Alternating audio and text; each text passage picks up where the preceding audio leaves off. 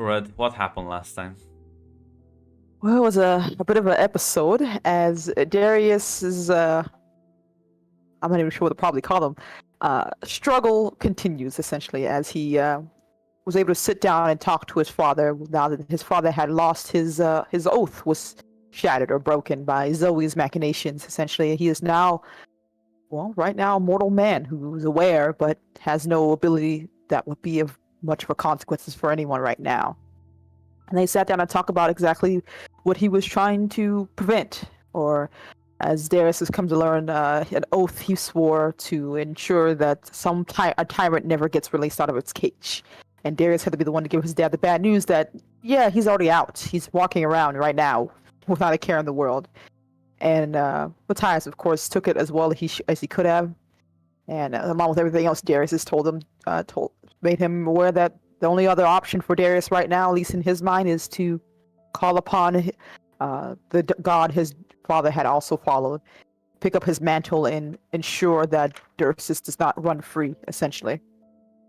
And Darius has agreed as they had to prepare a ritual. It took some time to do that. While that was going on, Rowan, of course, lovely Rowan, was having the time of her life as they decided to meet up with Grace to try to gain the favor, or at least not the ire, of this being or god, as they would tell Dursus that, yeah, I'm aware of the person who kept you locked up at the very least and where she's hidden away, and we can get you to her to do whatever you wish to, or how you decide to deal with your revenge without too much problem.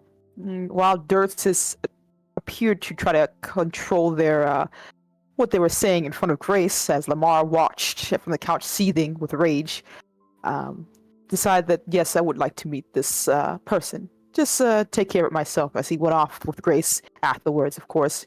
As Lamar lamented to Rowan that that person was a thing, is not a husband or anything. It seems, well, he's not in Lamar's favor, as he refuses to accept this. Though Rowan, of course, warned Lamar the dangers of what he is, and there's not much you can really do in that regard without getting yourself killed. And giving a text to Grace to checking out her brother, who's having a very not so grand time with it as he left the house.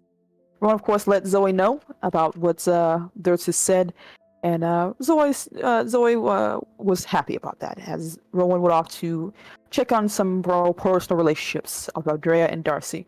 Celine, of course, returned back with John in tow, as venturing out the real world, had a meeting with Zachary, her informant who she left for a job for quite some time ago, and he came up to Celine with some information and a name and an address, as an idea about what had happened with this missing moon, and some creature or supernatural being that apparently can eat the moon. And well, Celine was curious and wished to take a chance to have this meeting at the club with a table with her name on it, essentially. And like I said, while that's going on, Rowan touched base with Andrea, who she informed of how things are heating up, apparently, as well as the Lydia situation, which will be resolved in a more permanent way.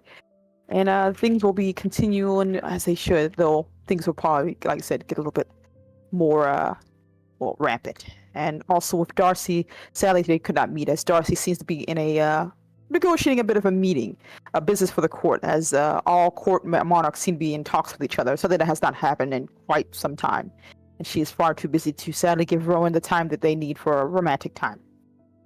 And like I said, Darius completed the ritual, brought up the god that his father followed, a creature or being by the name of what was his name again? Veles. Veles. Thank you. I wrote it down and it looks horrible here in my handwriting. A god of magic who seemed to be honestly somewhat kinder in what he offered Darius.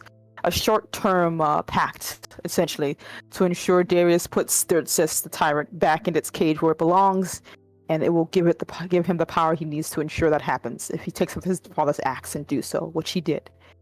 And Darius, on his way home from making such a deal with this god, came upon a man, or a demon more likely, Ifrit, the demon lord for Lydia, who seems to be aware that she's been missing and taken outside of his reach. But regardless, that the charge that she was given is still needed to be done, and was offered Darius a chance to gain power from him, a sliver of power.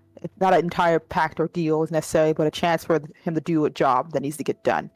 It will have consequences, of course. It leaves its mark on a human soul, regardless of how strong or how powerful it is, but it's the power he needs to do what needs to get done. So Darius, of course, said hello as he, not hello, sorry, said okay as he took the deal and, of course, well, let another piece of power go into him.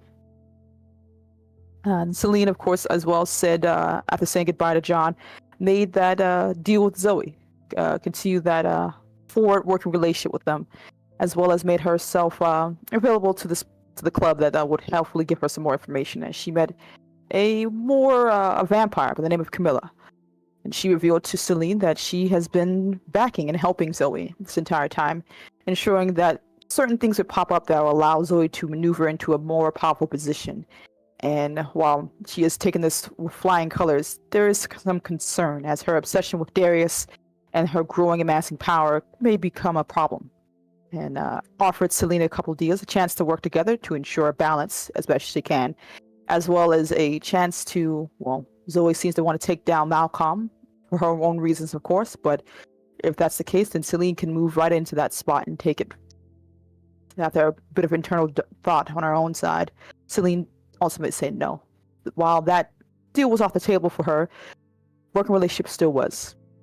As Carmilla seemed to look forward to that, as well as Selene, and gave her some bit more information about this creature that's under her protection, apparently, that ate the moon. Apparently, as well, the fact that it had one job to kill a werewolf, one in particular, and also revealing that the bulk didn't kill anyone by this chance. It wasn't Darius' son. It was someone else. And, well, with that, Selene said goodbye as well. And of course, like I said, Darius is dealing with many things, many jobs, many offers, as not only a demon, a god, but as well as Erekil, I believe the angel came to him. A bit of a stunted conversation, but a simple one, giving him power to ensure that Dursus is defeated and put back where it belongs. And while he doesn't have the entire ability to take it one-on-one, he can give him the ability to not die, or at least die and get back up, essentially. And Darius said yes to that one, as even Heaven seems to be very concerned about this whole thing. And after all these deals are done, Darius finally had a chance to talk to Selene. And they sat down, as Selene seemed to react with horror at Darius's dealings, essentially. Though Darius seemed resigned to the whole thing and determined to essentially ensure that Dursus is put back in the cell. After he did research in preparing for all this, that he's a creature far too dangerous to let wander off. And while that crisis is going on, Rowan and Dursus actually seem to grow a bit of a fond friendship, ? As Rowan took some time to entertain Dursus, who seemed to get bored after a while, and wanting to fight and do as much destruction, fuck whatever he wants, essentially. Even going off to go fight werewolves, as Rowan had time to warn Zoe about Dursus' mood. And while Dursus didn't get a chance to fight and fuck some werewolves, he got a chance to fight Snow Knight. And Snow Knight was able to survive a few of his punches, though it's very obvious that he was more the more powerful combatant. And after soundly defeating Snow Knight, Dursus and after getting cut by her sword, which Dursus was not too happy about, Dursus and Rowan have a conversation. With Dursus explained to Rowan about how disappointing this world seemed to have gotten. The humans have gotten a little bit more uppity. A lot more people have gotten uppity, as well as the fact his own rage against his betrayal by his brother, and the fact that his people are gone, and it seems that everyone seems to be hiding and liars. And he wants to change it. He wants to make a better, more appropriate world for him. And not only him, but as he would later tell Rowan, his child that more likely Grace seems to be harboring. Or growing in her little, might be pregnant, basically. Rowan seems to agree as well. He seems to understand Dursus' ideal and sees the beauty in the whole thing, while maybe others would see it another way. But Dursus seems determined to write a new path, as well as the fact that though Zoe asked Rowan to give her time, Rowan seems to be able to handle Dursus' moods, essentially. As Dursus went off to enjoy himself after some time. Not willing to wait, but knowing he'll have his fun regardless of what everyone says. And like I said, back at the other place, Selene and Darius spoke and talked about, well, Darius revealed his plan to essentially entomb Dursus back again, and he asked Selene to keep John away from the situation, because that seems to be, at least from his eyes, John's friend. Celine didn't agree that this would work out really well for him in the long run, especially with how powerful Darius is. But Darius showed off his ability, or tried to, before John burst in, and seemingly not at all happy with what was going on, in the sense that it would bring danger to Celine. And when Darius tried to talk with him, he calmly said, "That doesn't seem to be my problem," as he went off to go essentially take out Darius, though he was knocked out by Vlad, Prince of Darkness, essentially.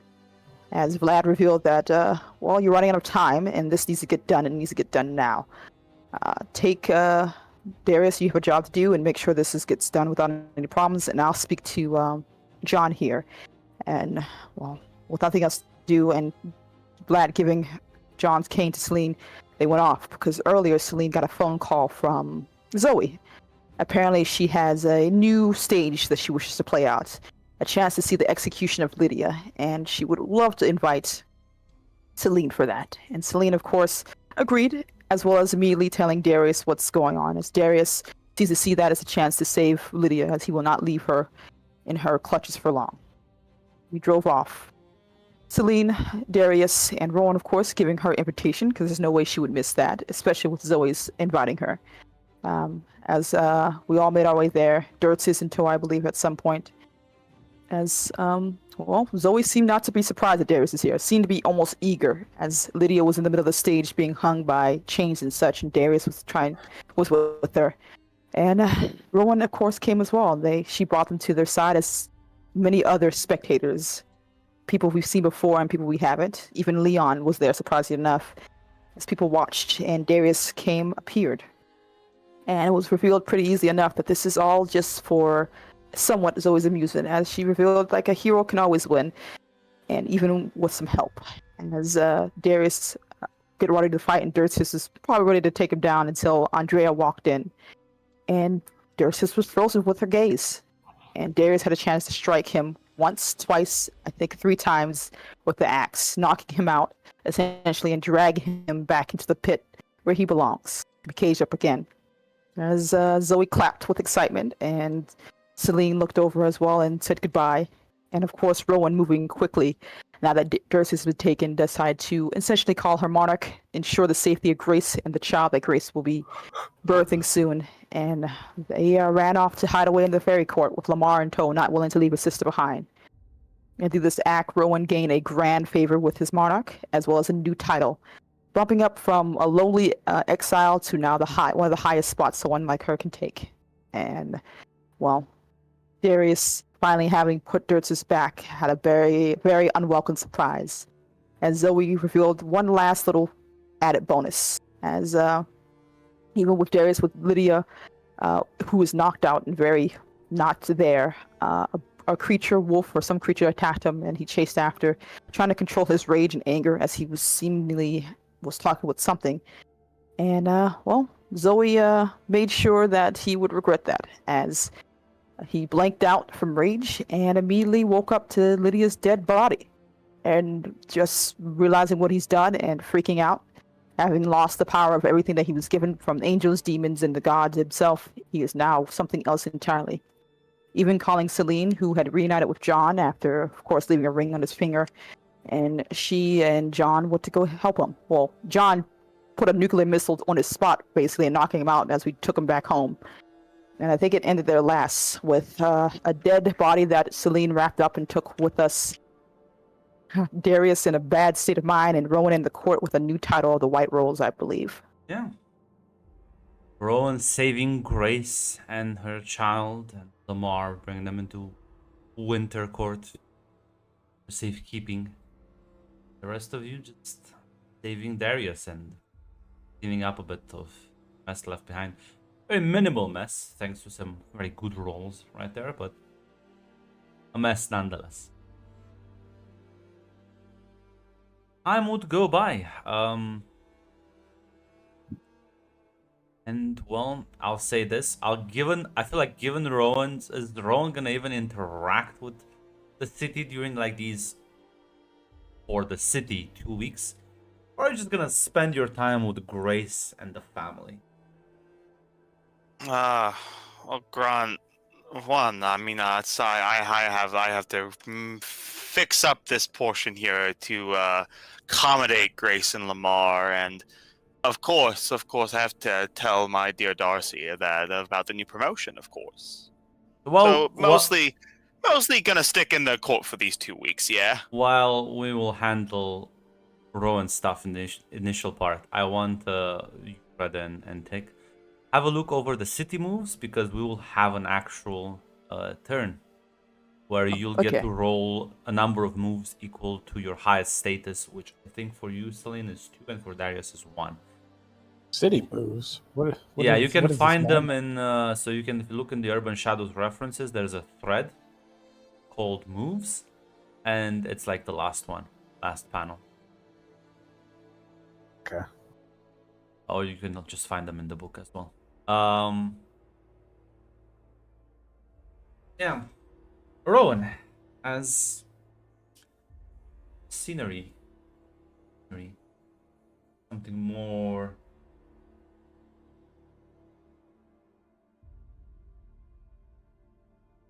The sad music. Get the fuck out of you. Nice.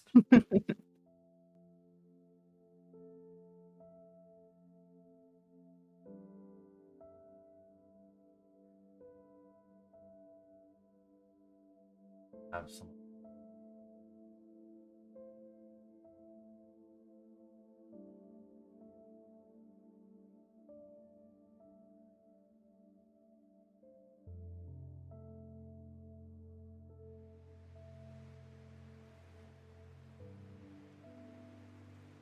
As you bring in Grace and Lamar, you've been awarded this very large plot of land, if you can call it that, space within the Winter Court of your own that you can shape and change and make with it as you wish. Let your imagination fly.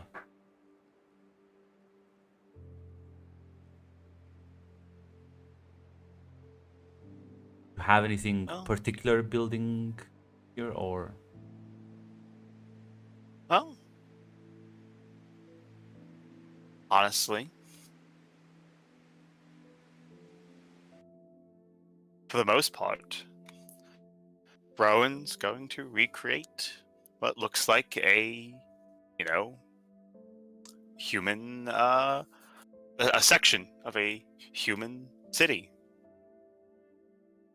Of course, covered in snow, an eternal winter that doesn't end. But for the most part, yeah, it's definitely clearly still identifiable as part of as taking inspiration from the human world that Rowan so still enjoys. But there will be one thing that Rowan will create special. It's in the park. It's in the park-like area. There's a recreation of a hill. There's a tree, and there's a rose bush next to that tree. It's a recreation of where Rowan was born, where Darcy found Rowan for the first time. Of course.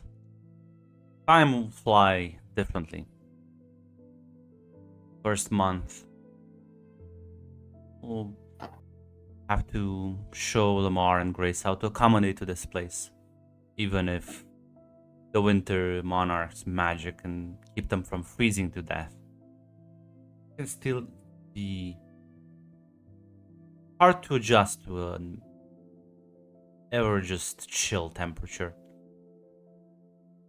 You make your best attempt at providing comfort for the both of them, as you'll meet up with Darcy, chat, to congratulate you.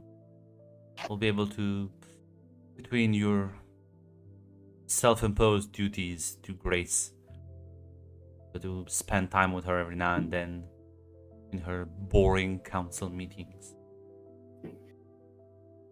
Well, something happens.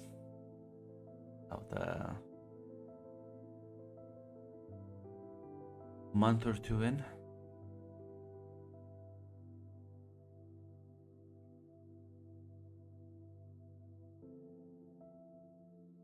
Yeah.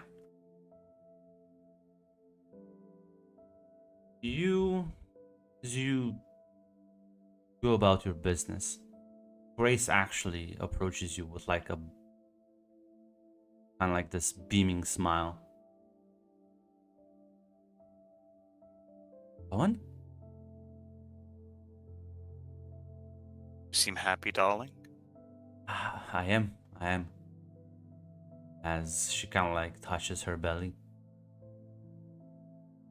Sure, if they told you.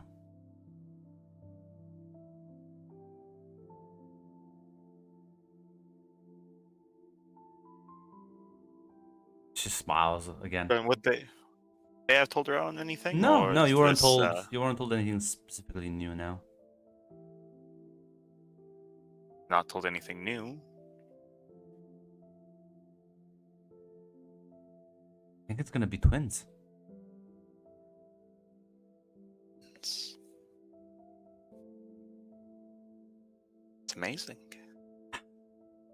Feels so happy.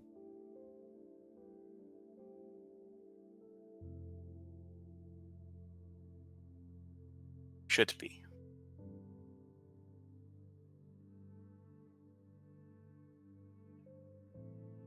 It's, I'll yeah, sit down with Grace, talk to her, keep her company. yeah, it doesn't take too long. Maybe half an hour or so before of a snowflake blown in the wind lands next to you. You can feel it calling you to your monarch.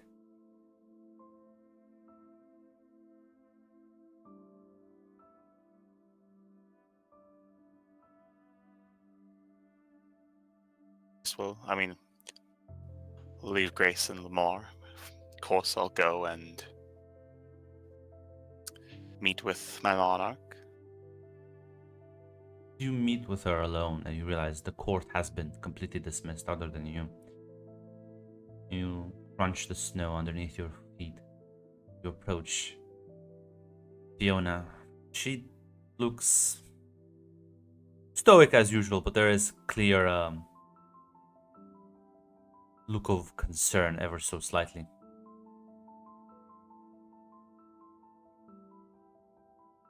My lady? Rowan? Not sure if Grace told you.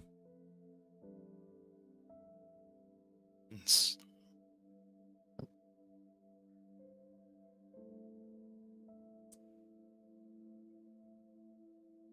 quite the development. Suppose it is. But I called you here for a different reason. I was initially quite happy, but I'll let you decide as a token of good faith. I've been thinking about this.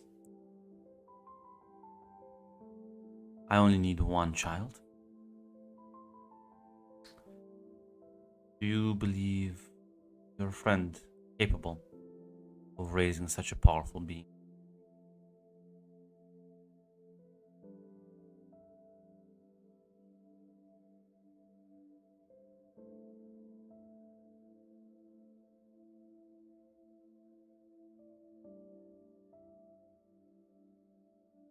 With her brother's help and mine, certainly. Nonetheless, I feel like you should use the time you still have to start teaching her, explaining her about its child, even though sharing half of its father's nature still might be prone to fits of anger, greed, dark urges that make it hard to manage even as a child.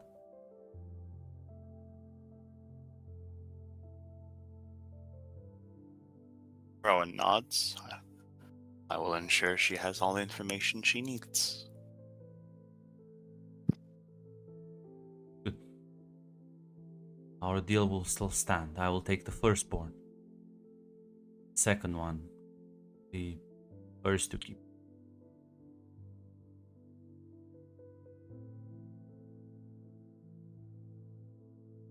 Understood. Shall There's gonna say you want to say something? gonna say, if there's nothing else, I will begin her instructions, her education at once. We'll try to make the conditions as pleasant as possible for her in the coming months.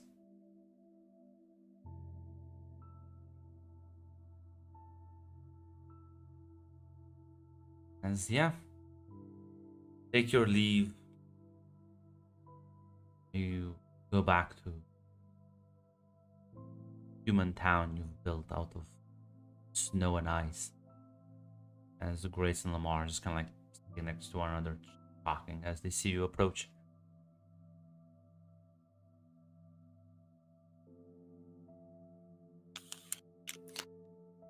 Grace, Lamar.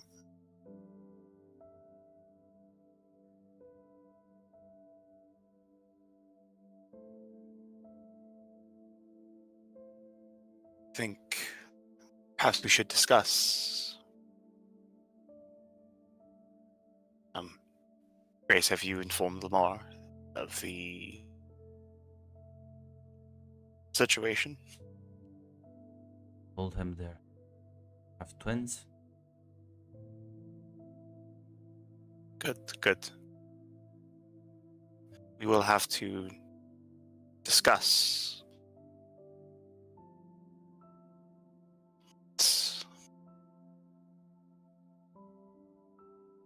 They will,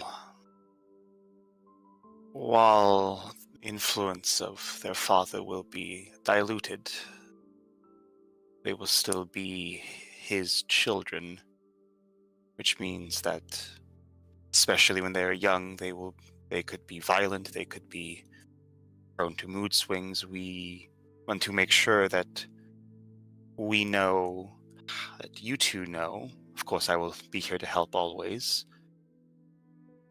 how to raise them in this unique condition.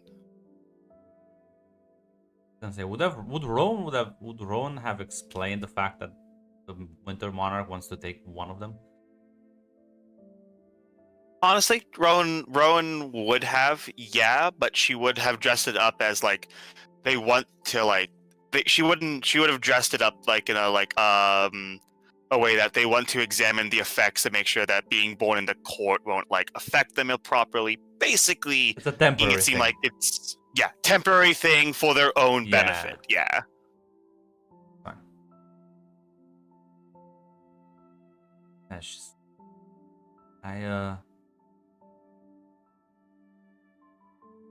So there's this, and I think I can manage. I have no doubt. But there's it, for as much as he lived on his passions, he was still fully grown. I'm sure I do not have to explain how children can have extreme emotional reactions, even in the best of times. I do not want to see anyone being harmed. She nods. We're looking very serious and sincere. Okay, I'm ready to do anything. Keep them safe.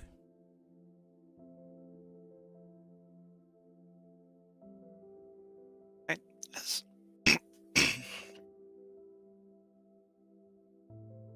I suppose, yeah, Rowan will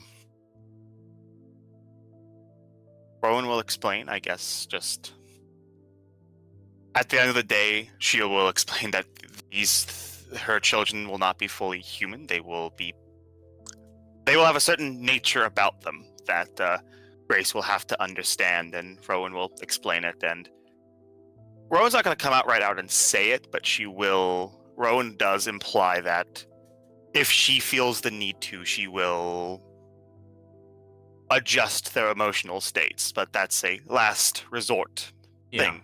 She would not, yeah. I would say you probably spend the next few months going over certain details and possibilities, playing out scenarios, teaching her maybe what you would know about temperaments, the temperaments of dragons and powers that they have. And honestly, I think it's mostly Lamar who have to sort of calm down a bit. Grace is locked in. She is ready to do whatever it takes to make this work for her children. As she is reading more about the supernatural, she is trying to deepen her understanding to higher and higher levels.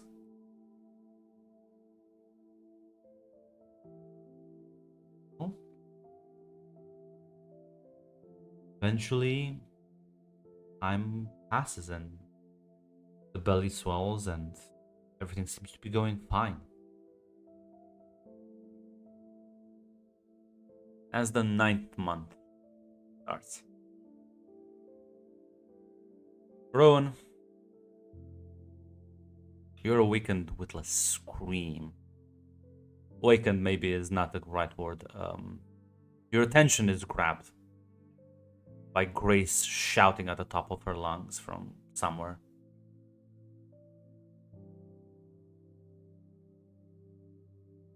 Yeah, Rowan immediately moves to get close to her. As Grace, you rush, you see her. You see sort of flashes of lightning, sort of like this, and like arcs spark from her, hitting the ice, shattering it and cracking it, bouncing off as you just sort of fire at random intervals. As Lamar's like, I don't know just what's happening. She's like,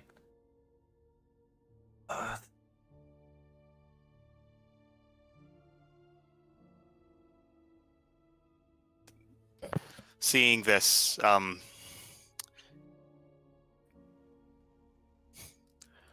Owen is going to first attempt to. Can she just send a message to Yes. to Fiona, to the Monarch? Yep. Yeah, she'll send a message that Rowan believes that Grace is going into labor. as it takes a mere moment before ice grows around her and encapsulates her in a sort of crystal ball as the sparks of lightning get contained. As in the blink of an eye, sort of land around you shifts as you find yourself in the presence of a monarch and a couple of other prominent Winter Fae. As Monarch looks at you and says, I think, Rowan, you should be in there with me. This. Of course. Of course.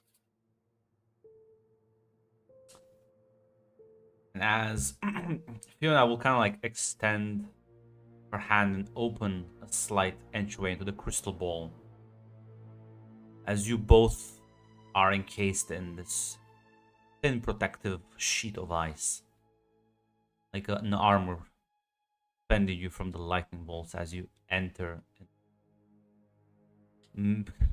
maelstrom of magical power. As Grace is clearly in pain. Not sure if you're just gonna comfort her. Fiona will immediately start inspecting her, like she can feel her own magical spells start taking effect. Yes, Rowan is at Grace's side, hand on one of her hands, another hand on her forehead, plying Nature's Caress where needed. Yeah, Which is just the one that heals people. I think you can give me a lend a hand. Your heart. You are just comforting her other than physically healing her. Hand, all right.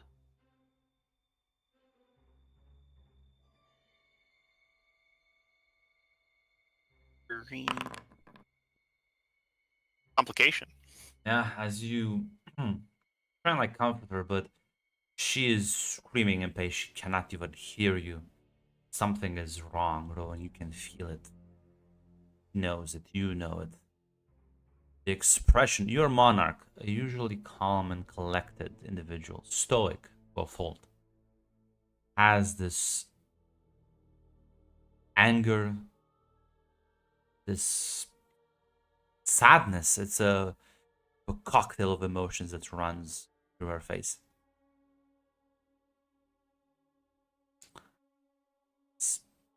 You are there trying to do your best to calm her down, but it's not working.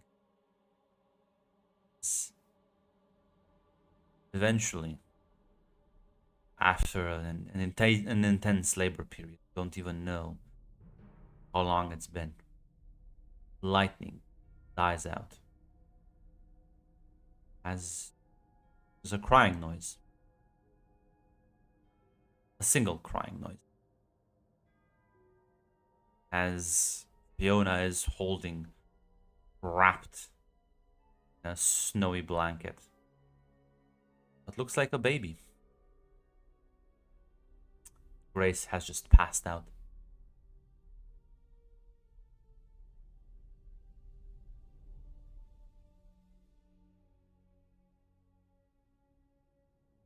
Fiona looks Fiona. sad. Mournful almost. What has happened? Suppose I should have expected this.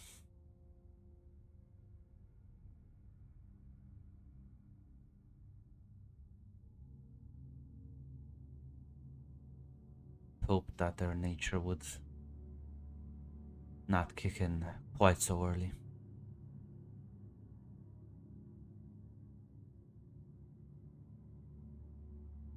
Tell me, Rowan, you don't truly understand the nature of dragons.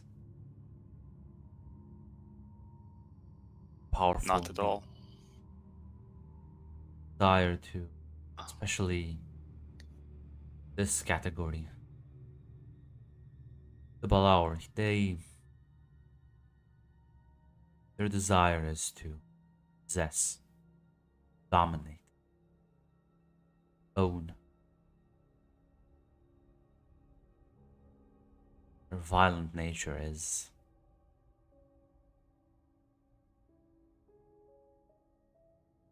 apparently quite an instinctual one.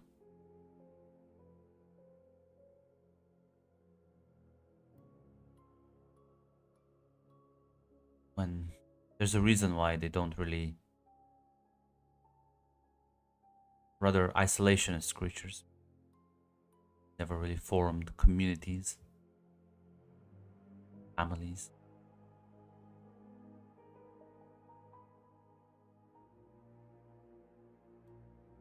Killed her.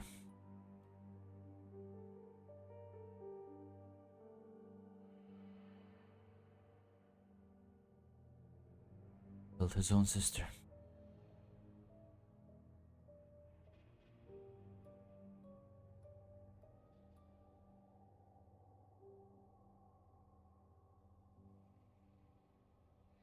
Poor little creature.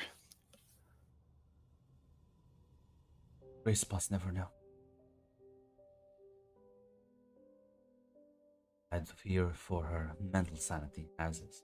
It was a difficult task.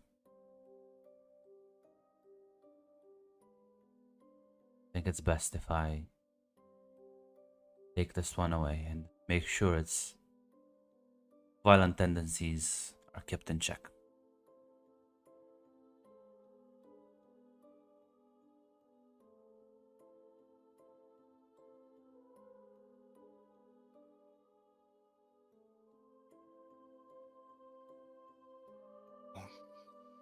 comfort her the best I can.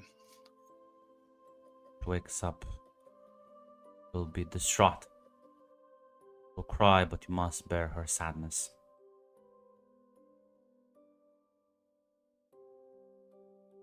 This is a natural born killer.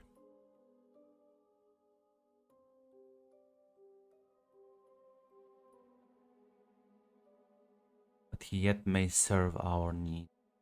It's the same.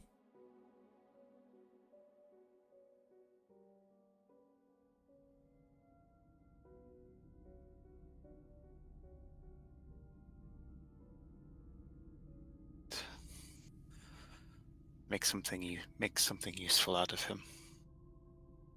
We will.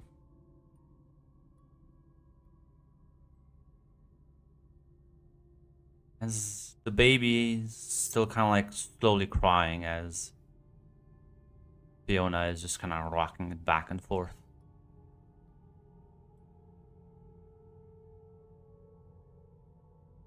Yeah, you can just feel the sort of magical energy radiating from him.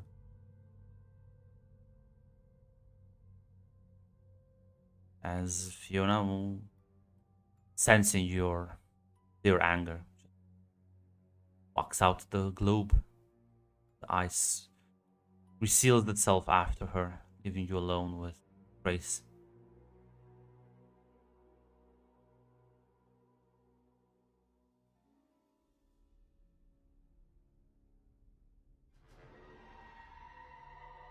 As She'll sit there, have put Grace's head in her lap.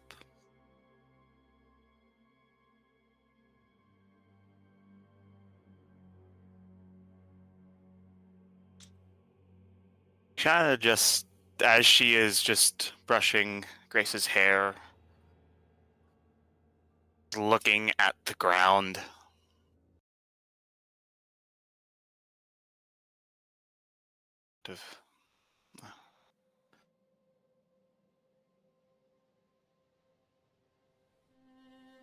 We would have been a good name.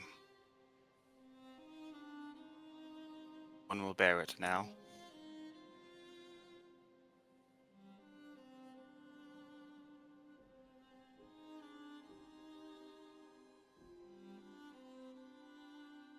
eventually, half an hour later, she opens her eyes. Go on.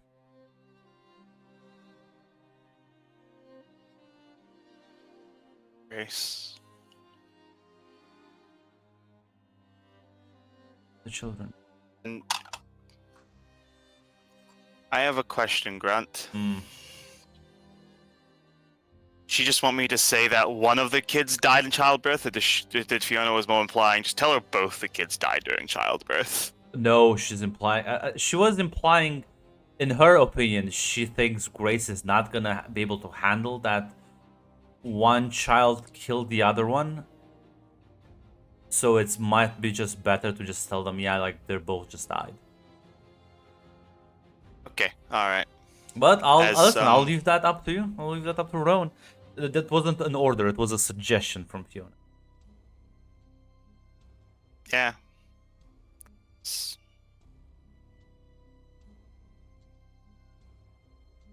There.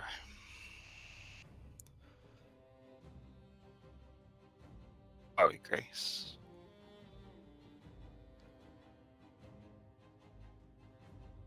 No. What happened, Rowan?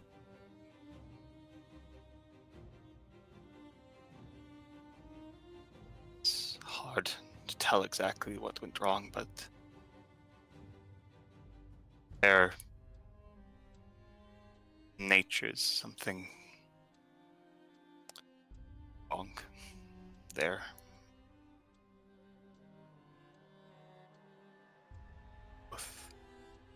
No. No longer with us.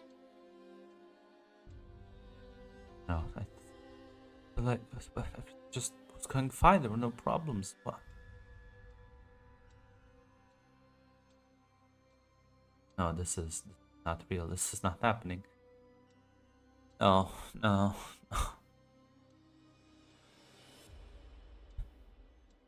Rowan will hold her tight. As you see her break down, sobs turning into a frantic crying noise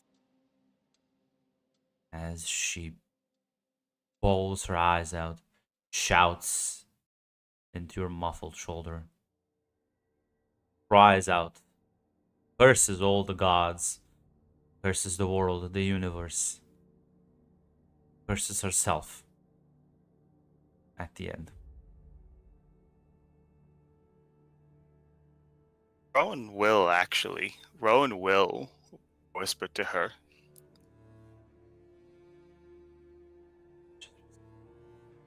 Maybe like you, maybe different me.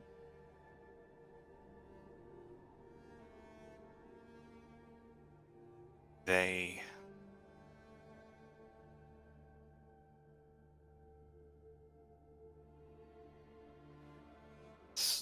Rowan will say, this is the fault of those who locked him away.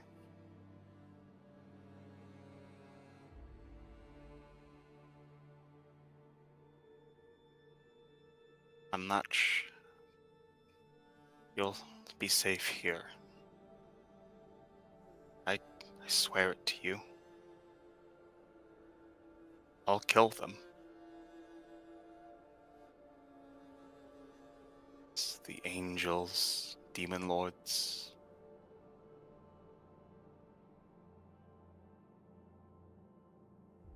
I'll kill them.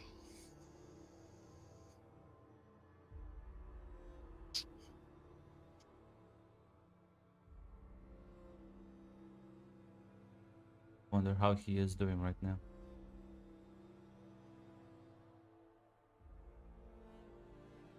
Ever talked about his prison?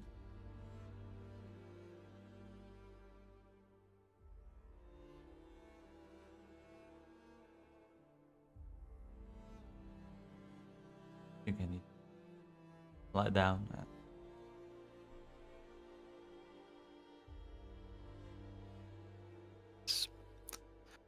Rowan will help her up.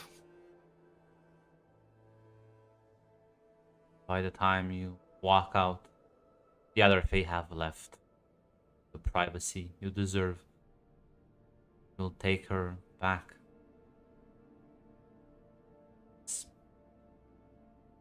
Mar would have a similar reaction when being informed.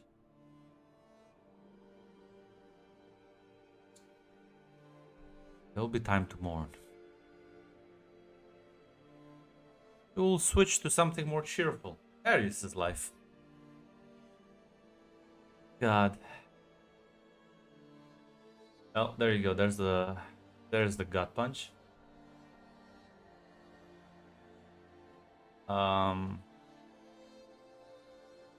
See, hate you were close enough. Ah, a slap on the wrist, Mac. What the fuck? Are you gonna take that from him, Matt Grant? So, Darius, you would have working on the Fae process, Fae creation process for Fiona as honestly the second day after the whole incident, I've been given a message. Time is ticking and well, situation has calmed down for the moment. But they can't keep holding Zoran forever.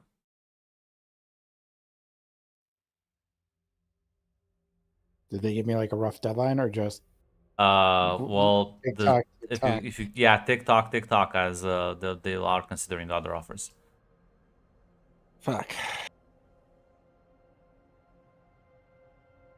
Yeah, well, he's working on it. He is pushing down his trauma and putting it in a little box, tying it up and putting a rock on it, and it will never affect Darius in any negative way ever. He has to fucking finish this. Yeah. And That will eat up most of your time. My only question is, what city move would you like to do? It's only one, right? Oh Yes. fuck. I don't think Man, that- establishing a faction would be fun, laying a claim would be fun, but I think right now to do any one of those two things, I need allies. So I think I'm looking for allies.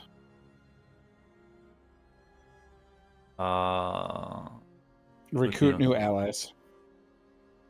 What circle would you be targeting?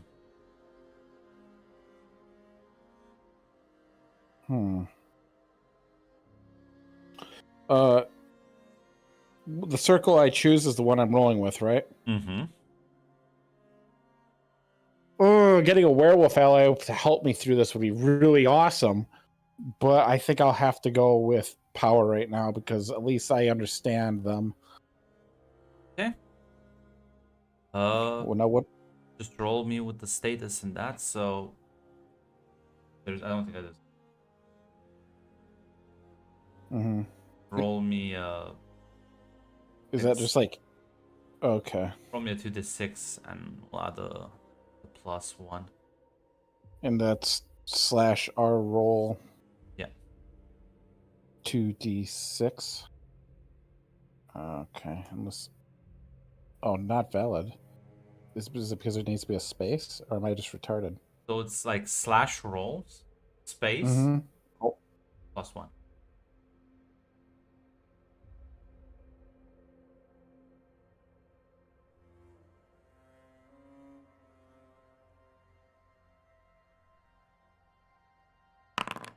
There we go. Oh, there we go. Pick 3.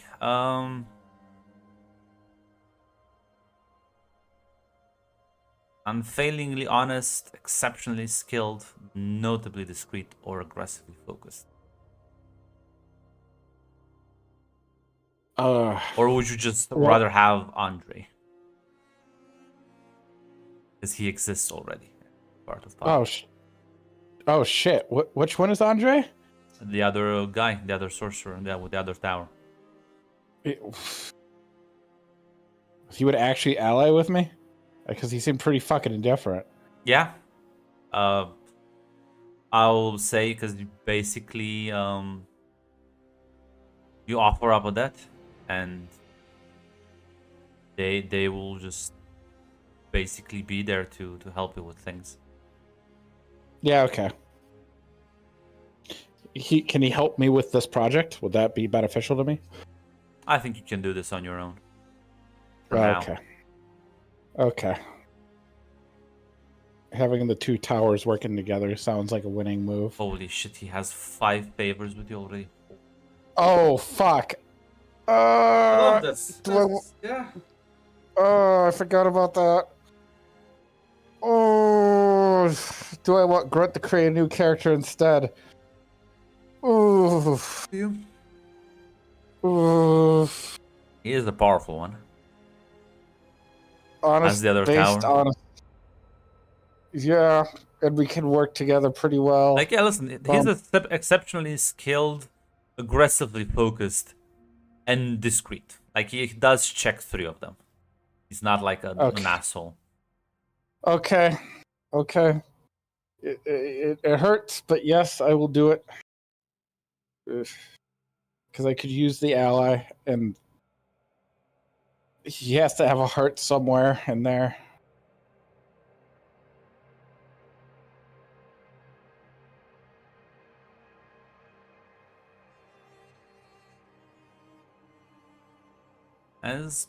Other than, I'll say this, other than focusing on the research, because there are a lot of theories to test, a lot of sort of processes to go through. You're working a lot alongside Andre, maybe sharing notes, asking for advices, doing a bit of back and forth, trying to engage with him on a personal level. And while he doesn't seem to like anything, as his dead emotional state makes it quite hard for that, does seemingly have an unending appetite for knowledge. And he also tends to dabble with the more obscure and rather forbidden magic as well. And honestly, over the course of these 2 weeks, managed to, at the very least, create an understanding. Maybe calling it an alliance is a bit too. We bonded over our shared interests of information. Yes, and he doesn't seem you. He isn't the sort of guy who would screw you over. He is pretty upfront with a lot of his things. He has no real interest in the politics of the city, as like you, he has chosen a place of neutrality. Unlike you, though, doesn't have a ward he needs to protect or enemies high up in any other faction across the city. But he does understand the sort of idea of like Zoe has been making aggressive power moves, and it might be good for us to just not fuck each other up and in fact help each other out. All right. Because once the dust is settled, your towers are prime real estate for a lot of people. So my enemy of my enemy is my friend is essentially what we can put that at. Yeah. And he doesn't dislike you, so he has a positive opinion of you as is. It's just A that he is professional. emotionally dead, like he Yes. has no feelings. So it's Yes. very weird talking to him and interacting with him sometimes. Yeah. He's glad he has the tower he has. Because, that's Yeah. rough. This one's way worse on that aspect.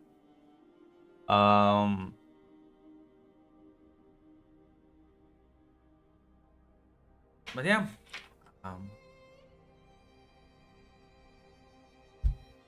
Celine, how you've been spending your 2 weeks? I think spending time, well, making sure Darius doesn't do anything drastic necessarily. Darius Staying has job? mostly been locking himself up in the tower, Mm. doing research. I'm not sure if you would have told Celine what the research is about. He did have- tell her already before what he was doing Yeah, so with the Fae. and the only other human contact is the other sorcerer, and then they've been kind of like bouncing between towers. He has been isolating himself quite a lot. She would like to check on him every once in a while, ensure he's. I know he's working, but I assume he's on to either Blue or his dad in there. Yeah, no, I w- his dad would be around for like moral support. Gotcha. By serving him coffee and just kind of cleaning around so that the third place doesn't turn into an actual mess. I will say this. It's clear probably that Darius is fine now, but the second his mind is not working on something, that's when he's probably gonna freak the fuck out.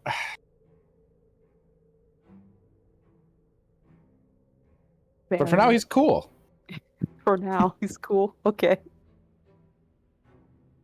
And of course, spending time with John as well as well, trying to take care of business. You have a lot of business to take care of. What city moves are you planning on doing? I think because this be for status and stuff. So I think for a while she would like to actually try to recruit new allies. Try to on the more demonic side if possible. Of course. Yeah, so you roll with status in that circle, and your status one. Is wild. So what should I click for that one? We'll have to do manual rolls. So 2d6 plus 1. Okay. I don't think I've added. I don't think I had the foresight to add. Got an 8. I gotta pick 2. Actually, no, I did add them. I just didn't put them in the character sheet. Huh. Well, never mind now.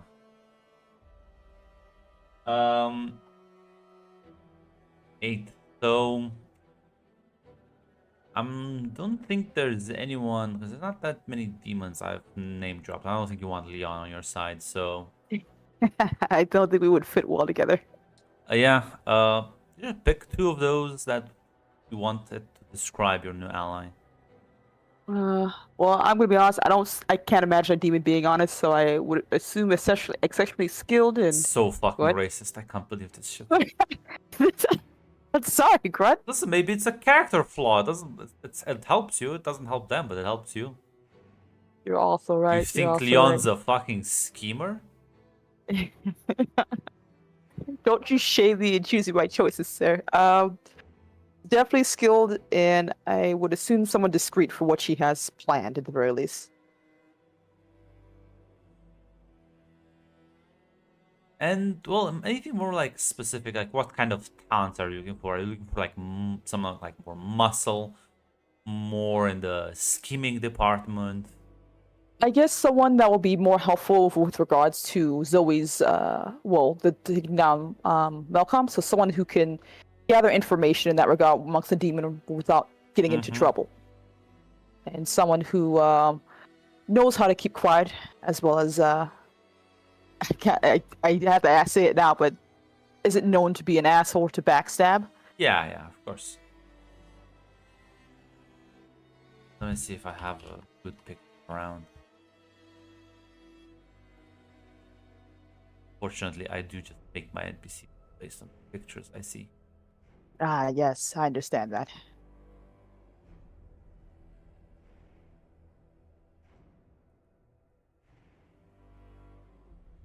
Remember, Grant, you have a great name for this character.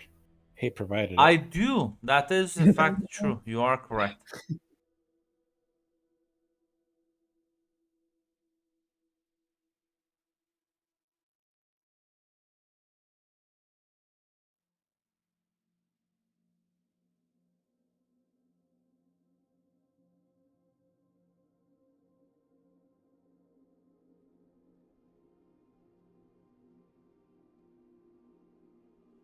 So what? What's it?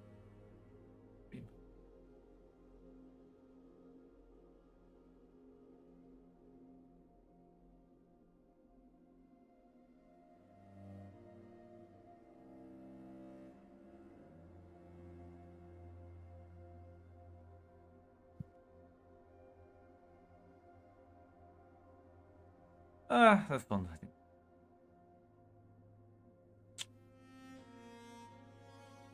Posted it. I think it was Abraxas, right? Yes, I believe so.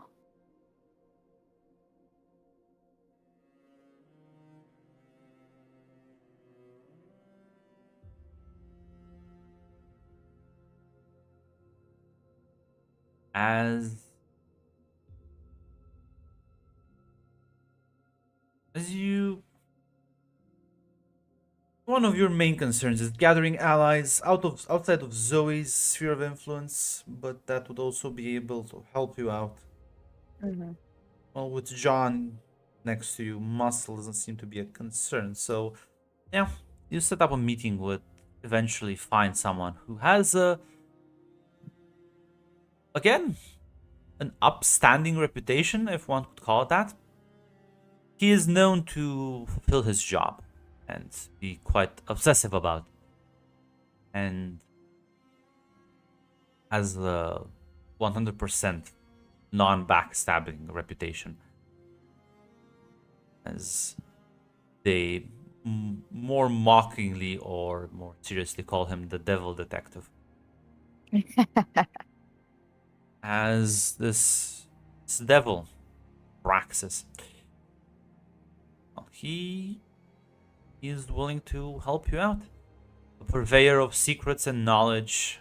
He is driven by an almost obsessive nature and learning secrets that people want to keep hidden. Anything from true names to some long lost familial connections, business secrets to the most personal and intimate kinds. Yeah, let me just make a note of one. Guess I should also track the character sheet. Need them more. Problem is I don't. They're just this.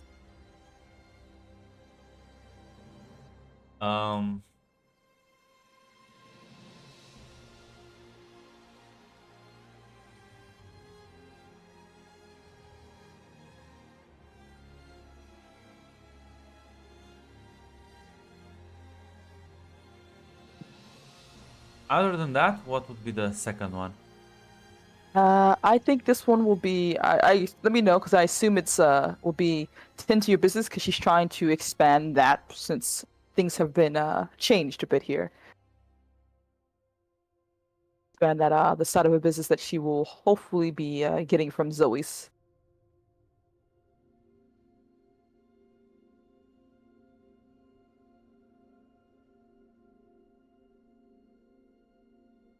Um,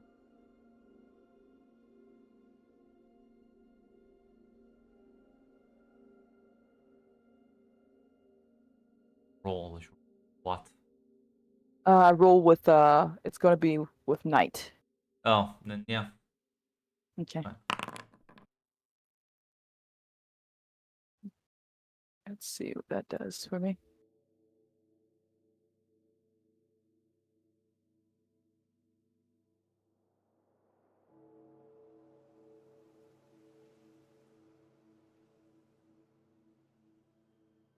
Yeah, an old friend new ally approaches you with a request for help. Mark corruption if you turn them down. That even because I have the old ones. I'm not sure if Hold on. It says here. It doesn't really say what you forget. It just says move, 10 plus, city move. and then there's miss. It's on Give me- page. give me- Yeah.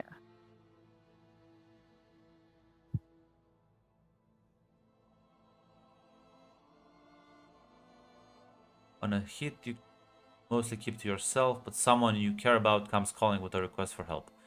You can turn them down if you want, but you have to mark corruption to do so. Gotcha. Old friend comes back. I miss Summer Court.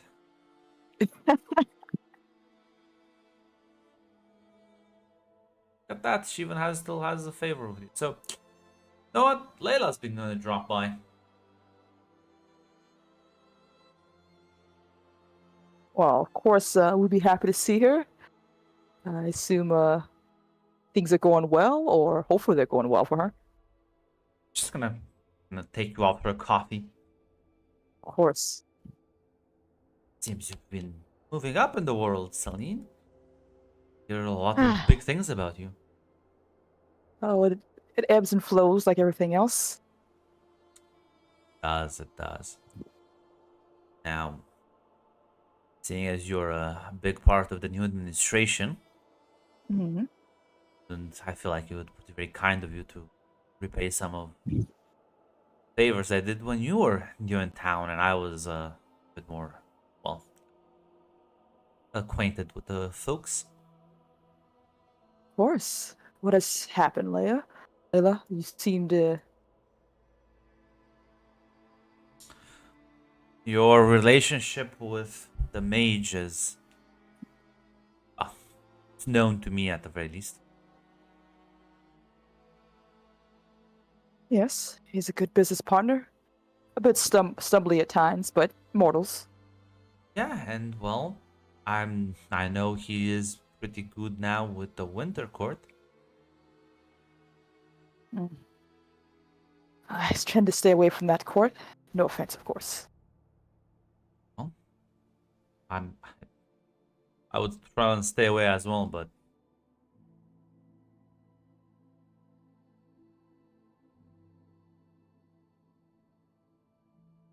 What do you need, Layla? well, it's quite simple. Seeing as you're friends with Darius, and well, he is quite good friends with the Winter Monarch now. I would really appreciate it if called ceasefire and remove the spell in the city so we can start opening for business. Oh. Has she not taken your court's calls anymore? Well, just because they're like there's a white peace there's a ceasefire doesn't mean they're we still can't open portals here, Colleen. Hmm. That's true. I can definitely try this. I can't guarantee it will work based on, well, I'm not too familiar with Winter Court, but I can definitely pass along a message and see what I can do on my end. I would really appreciate it. Of course, Layla. I owe you a great deal, right? And this would square out some of our debts we owe each other, right? Smiles and nods. Wonderful. I'll keep in contact with you and let you know how everything goes. Listen, if other Fae are back in business around here, that means more business opportunities for you. Now you buttering me up. Chuckles a bit. See you around then. Stay safe. Of course. You too as well, Layla. Hopefully be seeing you soon. Nods and nods. John is right around the corner, Mac. Don't you worry. Like he's just I was gonna. the cane is kind of like in one hand already. He's kind of just aiming it. Celine will send a text to Darius. Whenever you're free and available, we should go for coffee, essentially. Grunt, how close am I to actually cracking this? Well, at this point, I'll say it's been like a week and a half, so you're like 80% done. He'll text back. Can't stop the research. I think I almost have it, but you can stop by. I'll let Blue know. Please pick up coffee. She gives you a That's thumbs bad. up.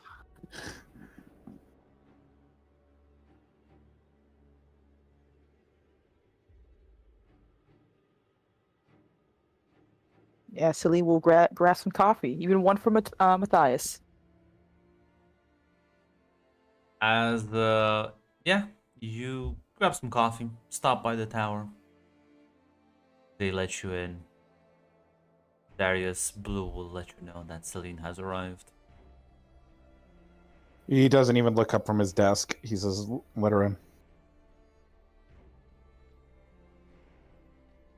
Yeah, Celine will, I assume, get close to shake the coffee in front of his head to get his attention. He zones back in for a moment and grabs it. Thank you, Celine. It's fine. This place looks comfortable. Yeah, Matthias has been trying to keep it tidy. Giving Blue a hand. Daddy I've Darius been- in a maid outfit would be an interesting sight. I don't think we could find one with his size. Have you seen his shoulders? Give us the time. Maybe keep the shoulders free. Is everything okay, Celine? Huh? How are you doing, actually? You don't look that well. And I do feel like you need more hours of sleep than what you've been doing. I think I've almost cracked it. I don't know how close, but I got this feeling. Every second I sleep is the second somebody else has a chance to get a better bed.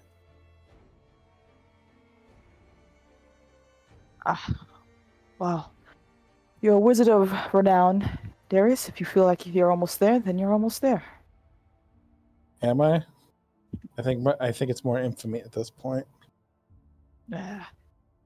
You have power and ability, just not the social aspect, which is a fault of your own.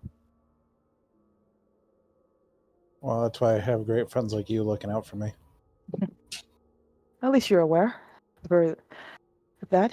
How much has Darius actually told Celine about this thing? Like what it needs? Did you mention to her that it requires all quartz at all? If you would have asked what he's working on, he would have just told you because you're his most trusted confidant at the moment. Gotcha. Okay. Well, Darius, outside of checking on to make sure you're still breathing in here, I wanted to see if you could ask a question for the Fey courts, for the Winter Court. He looks up, and like leans back in his chair. Okay. If you could try to, well, I know it'll be difficult, so I understand what I'm asking, but convince them to end the ceasefire, to allow other Fays of other courts to come to the city.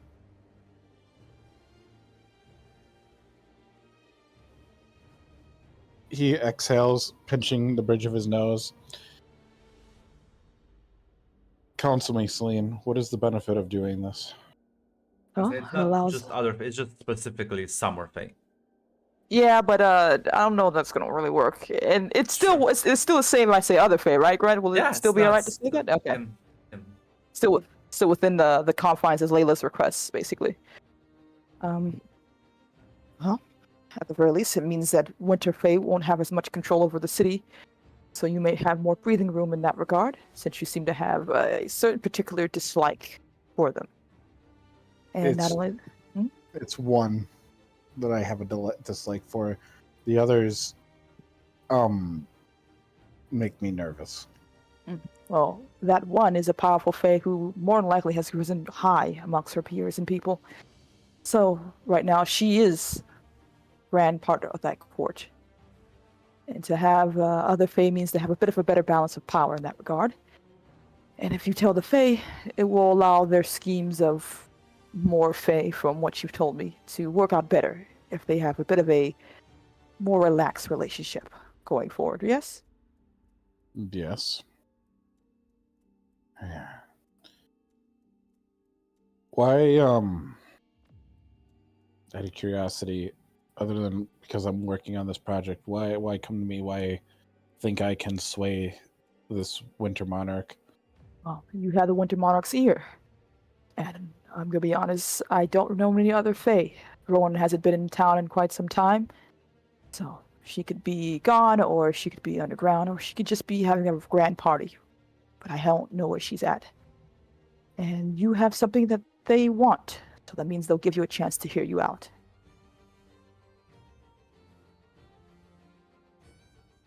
All right. For you, I'll attempt it, but not at the risk of Zoran. Of course, I understand. Just try. Maybe I can use some of those social skills you've been trying to teach me. Just smile with honesty from your human heart. That's usually how it works. Makes people more relaxed, doesn't it? I don't know. Does it work with you?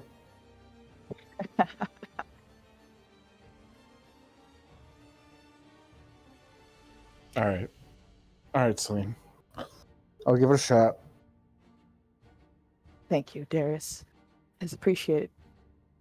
If they say no, then there was an attempt at the very least. Hey, listen, you and John pulled me out of a situation. It's the least I can do. I know you've been working diligently on this task here, but have you figured out your nature fully?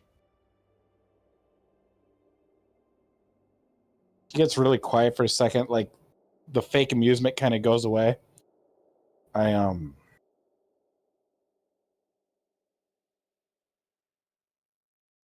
Some of my magic feels lost.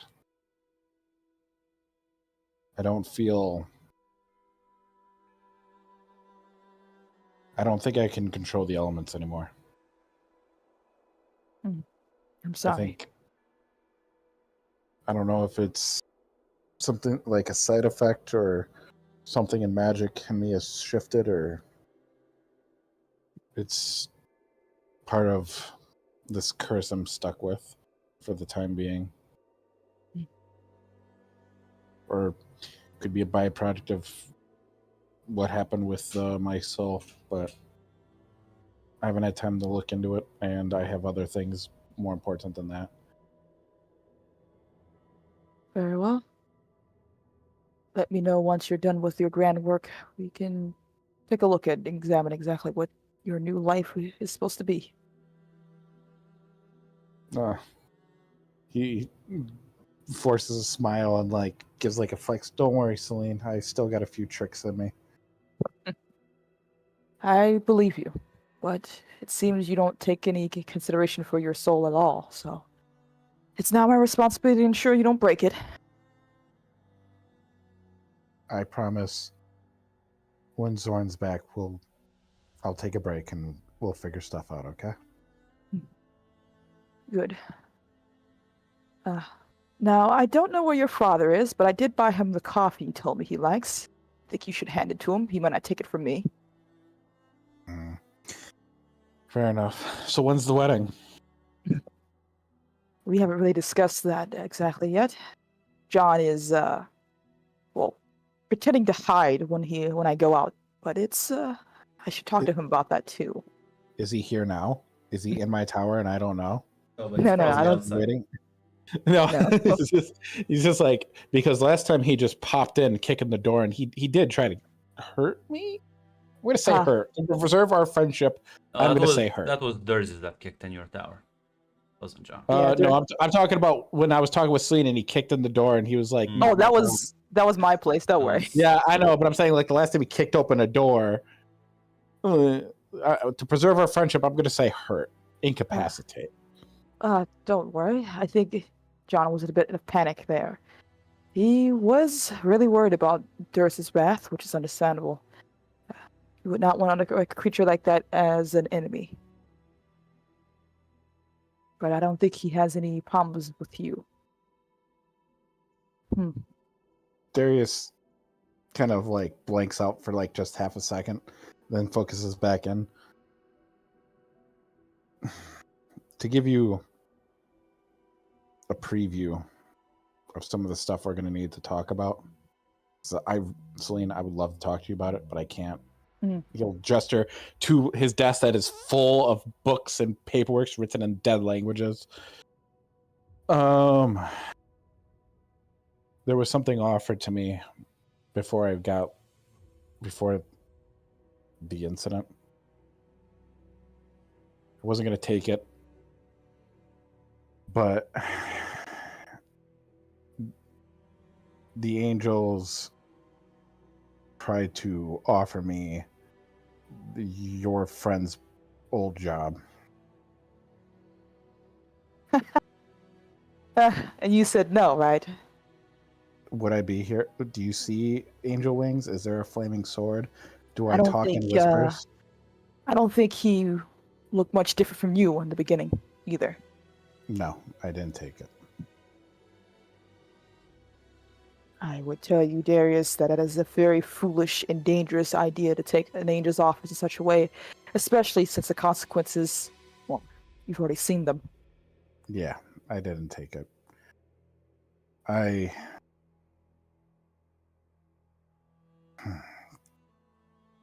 They were working with Zoe. They knew what was going to happen.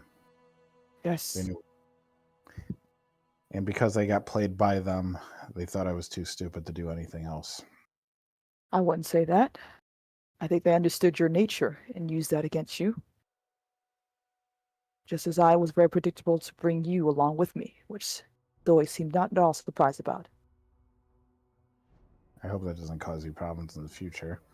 I don't think so. I think it was a gift that she was very happy to receive.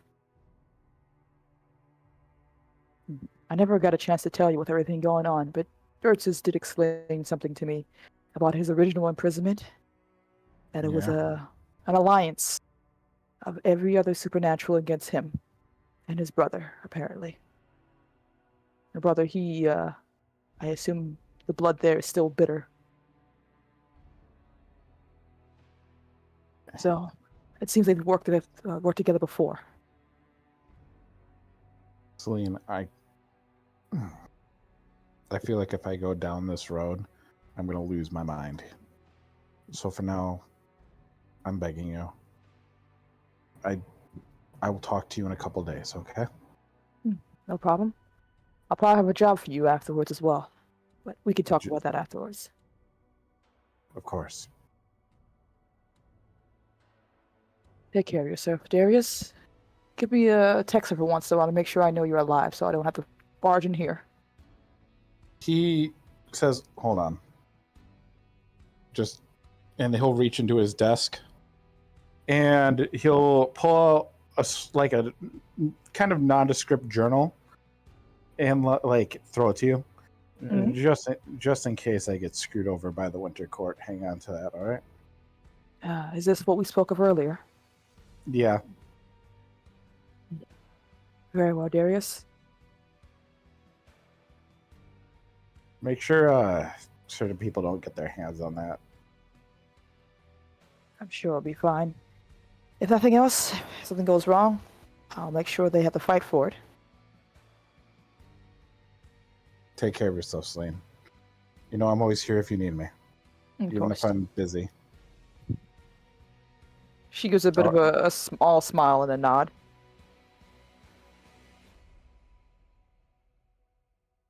And with that, he'll call Mathis, give him his coffee, and then go back to work.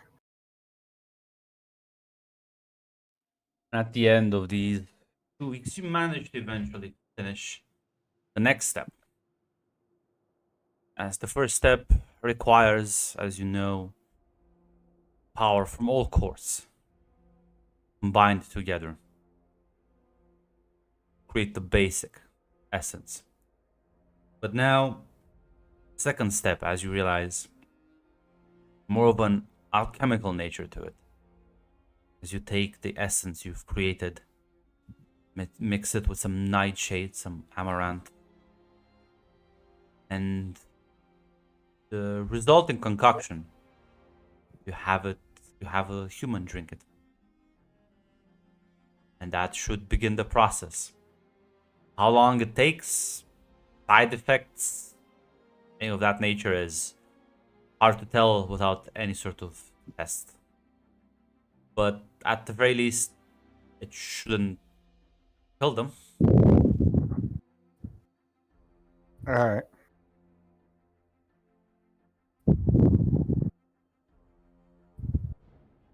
Well, I will text Celine.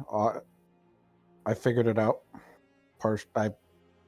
I did it, is what I'll text her. Off to go deliver. Any advice?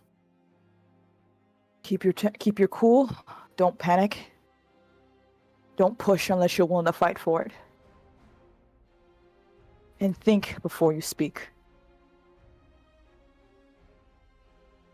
Yes, ma'am. I'll be back soon. She gives you a thumbs up.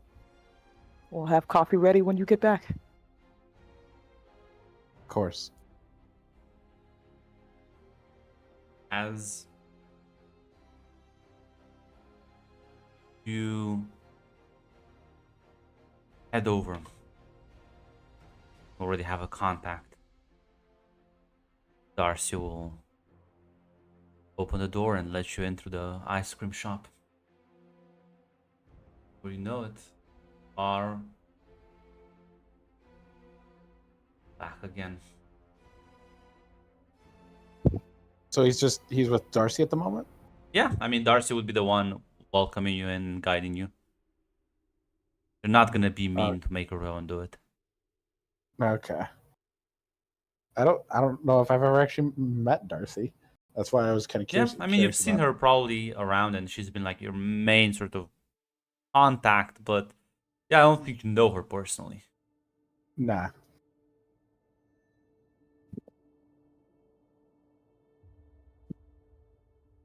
You step through the portal and into the snowy landscape. Not sure if there's any conversations you would like to have with her before you reach the throne. So, like, should I just start? If I'm gonna keep coming here, can I just like leave a coat in the meat locker? Our monarch is already doing her best to acquiesce to your mortal needs. Freezing death quite quickly. Otherwise, Not much. Not much for a sense of humor. Okay. With you? No, not really. I'm sorry.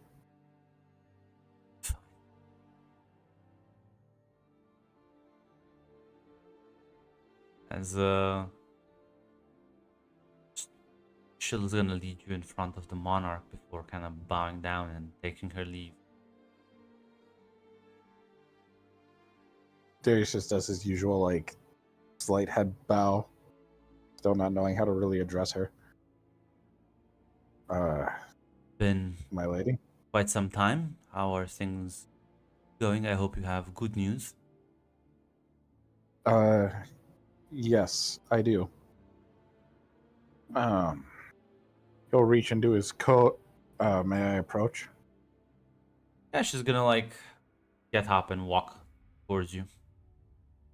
As unlike Well- you, she doesn't seem, she seems to be weightless as she almost glides across this sort of layer of snow.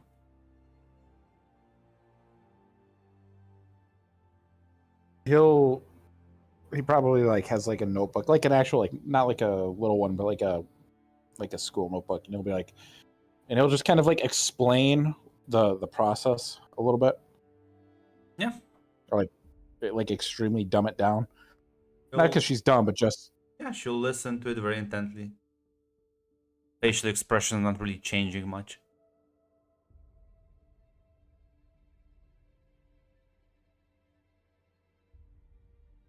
There's certainly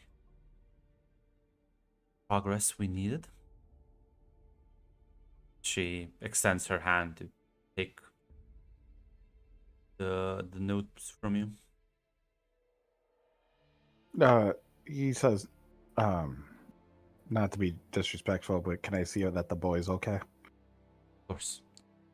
It's like a wave of the hand.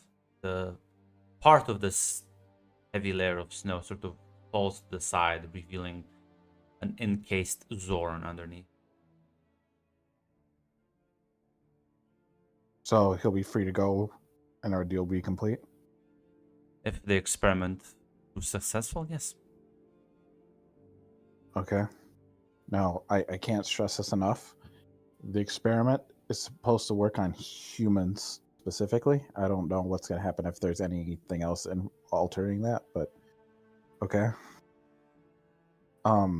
There's a slight Still, problem with that, Darius. Actually, let me ask you. Do you know humans who would volunteer for such a dangerous thing? Untested, powerful mix of energies.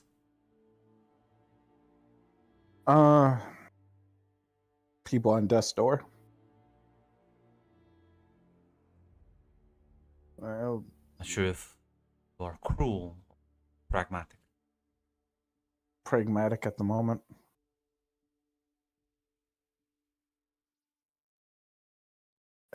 I do this as she like takes the notebook. The outrage. But I don't expect you to understand global, rather worldly political relations. Do not worry, I will take the human element requirement in mind. I have just the test subject. I was actually asked to bring forth a message to you also. Of course.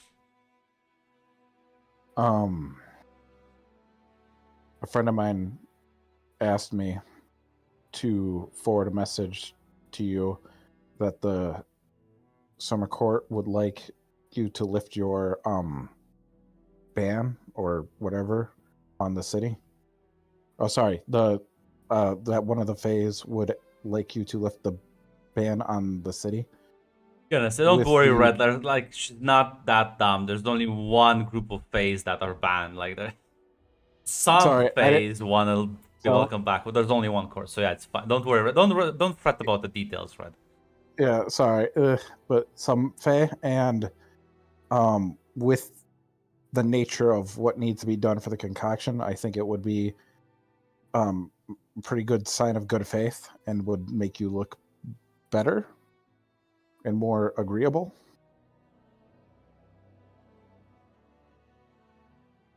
Willing to entertain this? But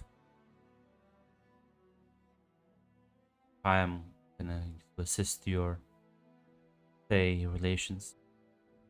Might as well request something in exchange.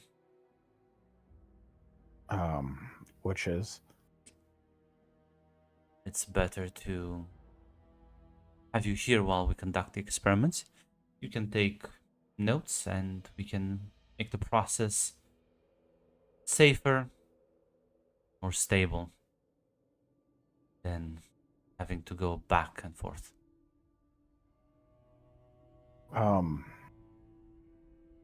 Just when you're like, I'm allowed to like leave and live my life, right? I'm not just stuck Once here. we Just when you're finish, doing experiments. yes.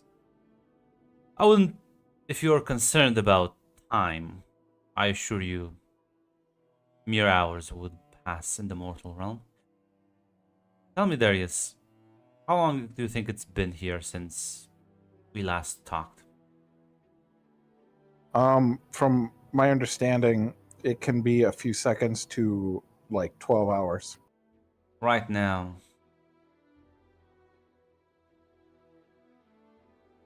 can be much greater than that. Which is why we have plenty of time in here. You make sure that the experiment at least is concoction. I need it to at least be untraceable, not kill anyone. That includes the dying. Okay, I'll do it under one, I think, understandable condition. No experimenting on children. I think it should be when perfected a choice, if possible. Is that acceptable? No human children. And we have a deal.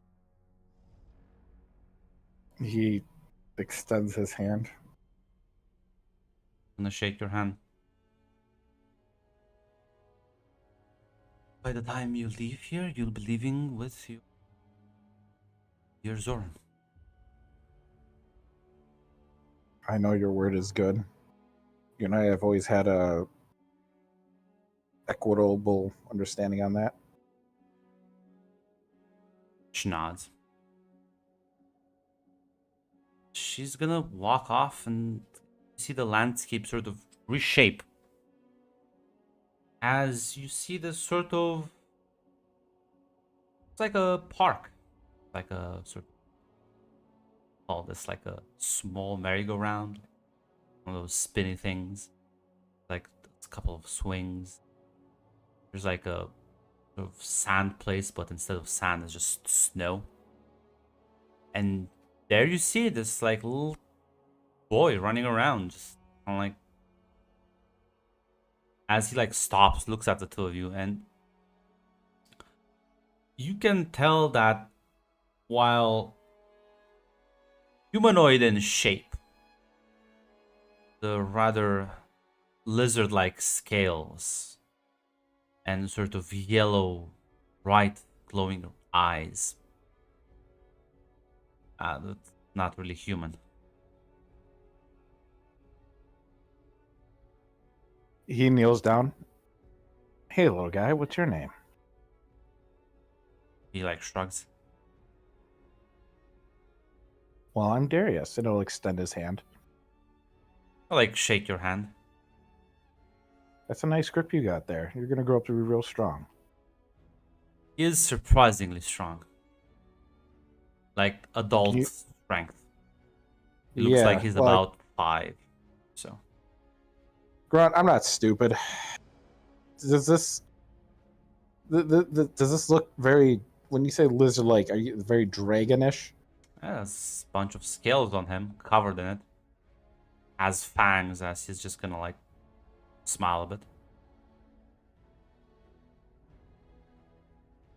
So the monarch's with me at the moment, Yes, right? she's watching this from behind you. Well, I can't just call you boy. So what would you like to be called? Like shrugs. I don't know. Well, we'll work on that. Okay. Nods. Fiona would just kind of twist her arms as you see this little like snowman sort of build out of the ground and like start like tumbling with the kid as they sort of start wrestling. And Fiona will kind of like approach you and be like, "This is, you can see no normal child, definitely not a human one." Oh, but a dragon hybrid? Where did he come from? There's only one dragon that awoke in your city, Darius. I didn't want to. I'll be honest. I was trying to avoid that connection. So He is the son of Grace and Dirt. is she alive? She is in mourning. It was a terrible incident.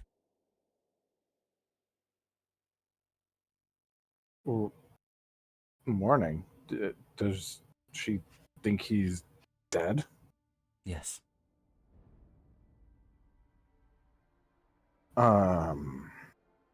I thought this might be easier for her to accept than the reality. This young boy, he had twins. Ate his sister in the womb.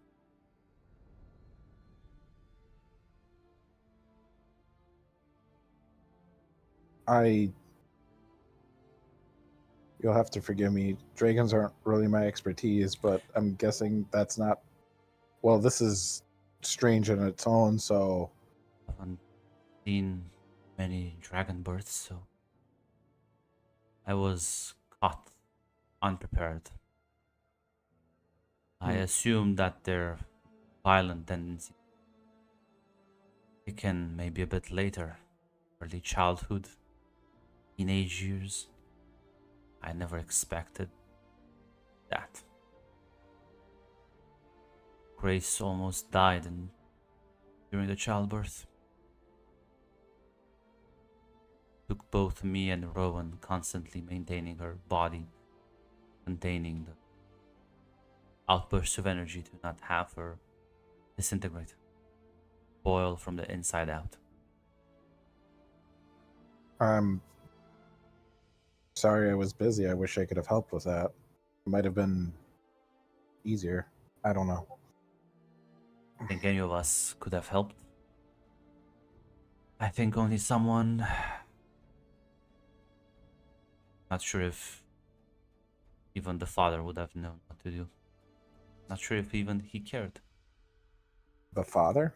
Oh yeah, sorry. I don't know. This is a lot. So I understand assumed you- honesty better over deception. I'll be honest. I'm so used to deception these days that you kind of expect it from everywhere. No offense.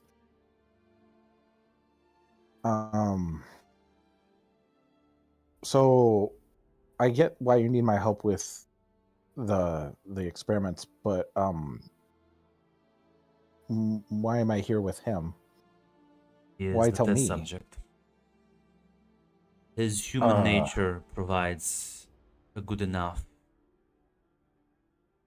base to test your concoction, and his draconic heritage provides him the resilience that if things go wrong, he will not die. I'm not sure it's gonna work like that. Like Darius is not like questioning her. He's just like really just kind of in his own head thinking about it. Like you could almost like see like the equivalent like numbers in his head, like thinking about the calculations and the ramifications. I will not wait for him to grow older than this and be able to. We wouldn't be able to restrain him at that point. Now is the perfect balance of naive youth, weak magical ability that he cannot rebel. Well, he's gonna. He...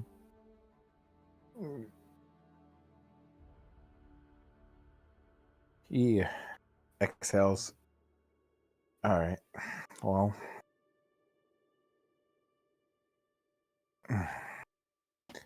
Okay. I guess let's get started. I will make sure that his mind is adult enough to not know what is going on. It's his body that needs to be tested.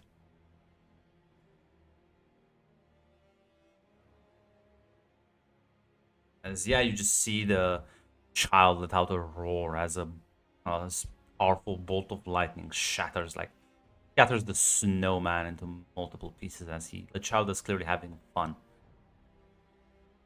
Before Fiona kind of clenches her hand as ice sort of grows out of the ground and wraps the boy, encasing him in a tomb of ice. As let the experiments begin. Play with concentrations. See how things go. How he reacts to certain elements, what elements would need to be increased. And all the sort of more mundane alchemical components are still the same. The thing you're really playing with is the concentration of Fey magic and its different dosages. As know what? Let me.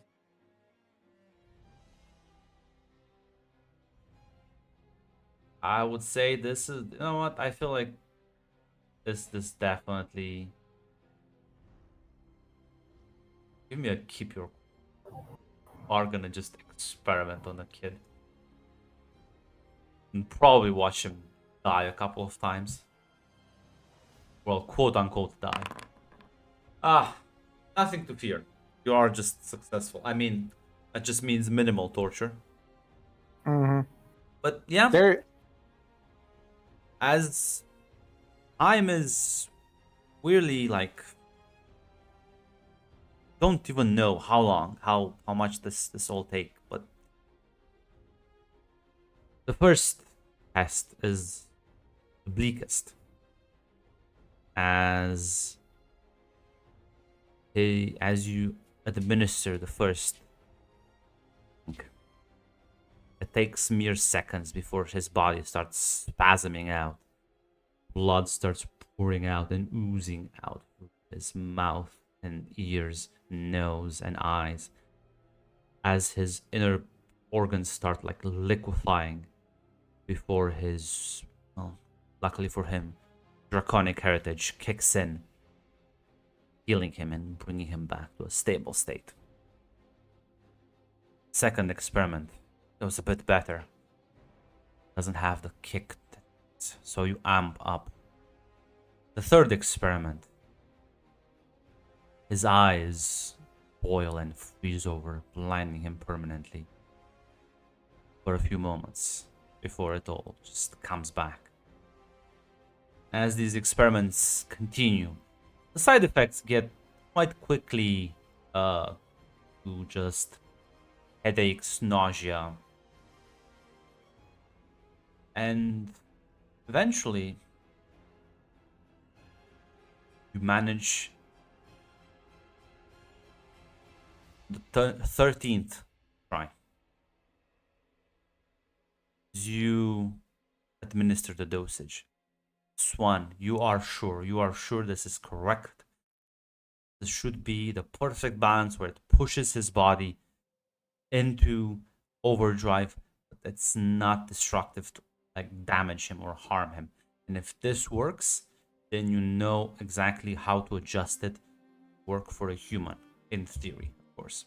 But it will be more of a basis. You can imagine how many people would have died in this. Mm-hmm. As something happens, you can see sort of his body starts kind of like shifting and turning. His scales sort of dissolve into the skin, blackened, as this sort of inky, viscous substance covers them instead, pouring out of his pores, encasing him, covering completely, as you can no longer see any sort of distinguishing features. Everything is just covered in this inky black ooze. As it begins to sort of melt off of him almost before Fiona, just with a twist of her wrist, seemingly freezes it over.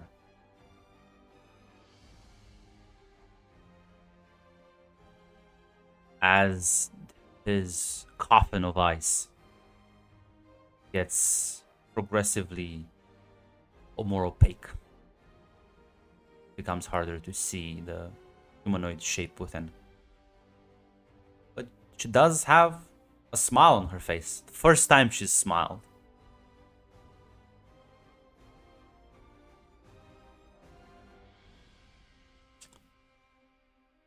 I think you did it. I can feel it within him. Change. What can I say? You're working with one of the greatest wizards of this generation. Your name will be remembered by all Feykind, Darius Rivers.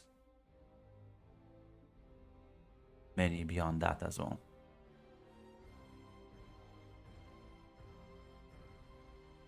Is that a good thing? Ugh. Infamy and fame are two sides of the same coin.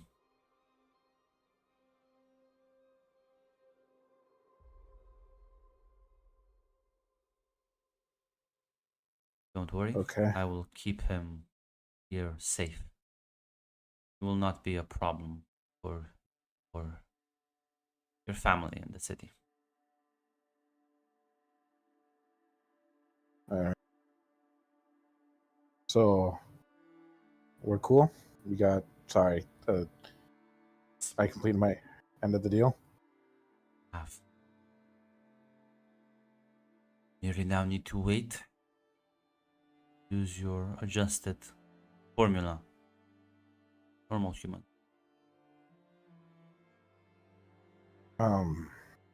Worry. Keep experiments hidden away from you and anyone that will try to keep your name out of the equation as much as possible. There will be many who will not look kindly upon your system. Yeah. So basically, only you and one other person's gonna know. The other monarchs will know as well. But Okay. at this point, we all have an interest in seeing this succeed. So I am hoping my sister will swallow her pride, common good of everyone else.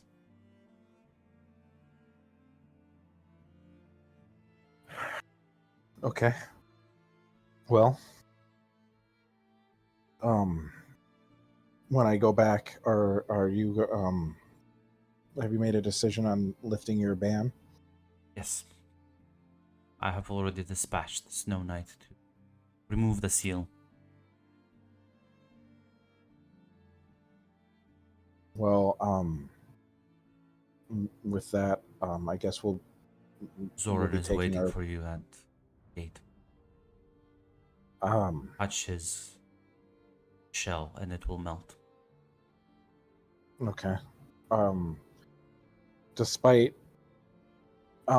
what happened, I appreciate your honesty. It's very hard to come by usually. I believe in efficiency. And if honesty speeds things along and makes it better, I don't see why not. Oh, well, I hope we get to work together in the future, I guess. If you ever want to reach out, I'm sure you'll be able to. He'll extend a hand.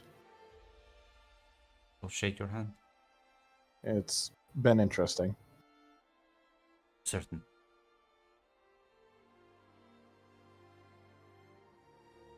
And yeah, I guess if there's nothing else, he'll try to look for a way out. Don't need to. You just need to walk away as the landscape shifts, molds. You see for you, Doran, and ice. Just behind him, there's the door.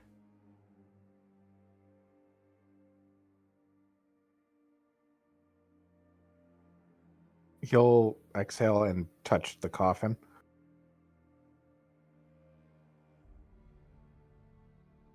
As place your hand on ice melts with astonishing speed.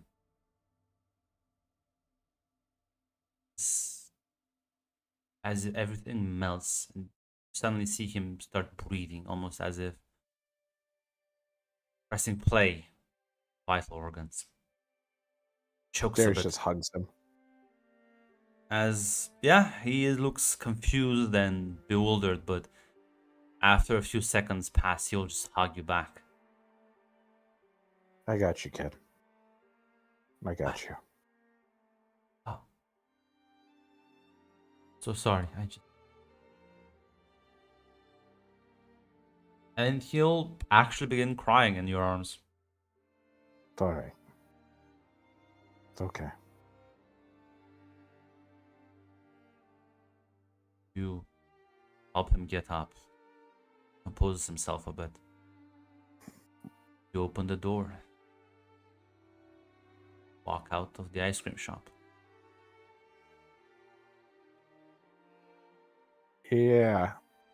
I'll text Celine. I got him. Can you come pick us up, please? Celine, it's been like 3 days.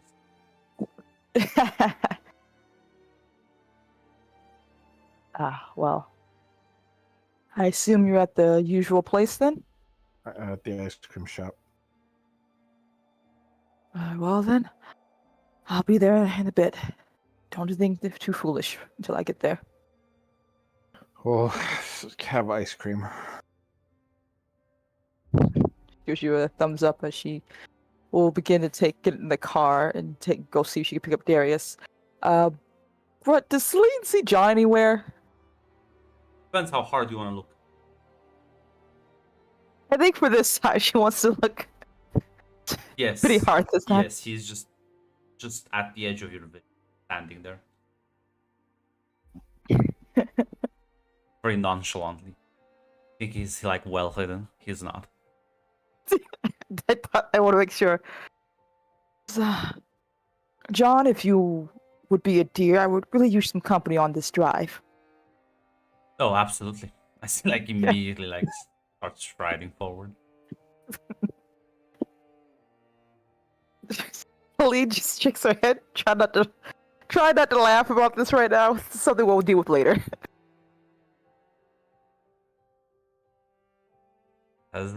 He gets in the car with you. Start driving. Says, you should really take me more to many more of your meetings. It'll help understand the modern world better. Of course, John. I was planning to ask you, of course, when time permitted, or when you were going to bring it up. But yes, I think it would solve a lot of problems if you came along with me. I think it would make me feel safe if I had you around. Only question is, how long are your meetings? I've seen you had some long talks, but some of them are shorter. Well, it depends on the meeting. Sometimes they go on for a few hours. Sometimes they are just a quick little chat and coffee. Do you want me to warn you beforehand, just in case? I can do half-hour intervals with half-hour breaks. I think. John, would it make you feel better if I got a tracking spell put on me that you can follow if things go wrong? There's a look on his face, Celine.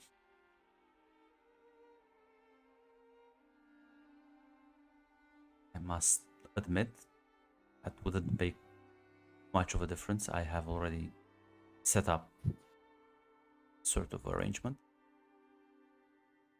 I see. Ah, you've kind of ruined one of my wedding gifts there, but well, no matter then. What would make you feel a little bit easier here, John? It was pretty cute watching you try to pretend to hide around a corner when I can see you, but Ah. Well.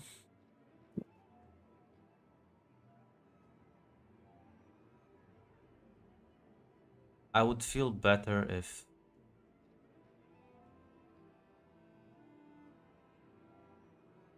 I think I have something. Go back home to find it. Gifted to you. very well. I can take you back home. Oh, you mean yes. Well, don't worry then. If you want to take a stop by and visit home to grab that, I understand. He nods. Do you want to tell me what it is, or do you want to wait until you have it? It will make a wonderful surprise. Very well then.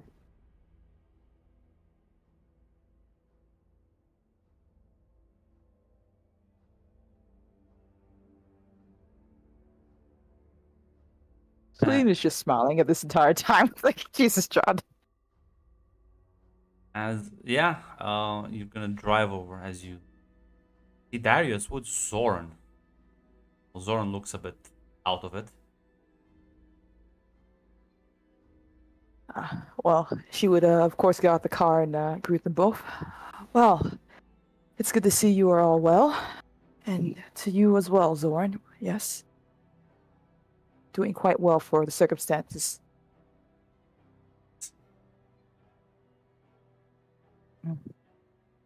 Well, I'm here to take you both home. I think you have another person who's been worried about you waiting back there.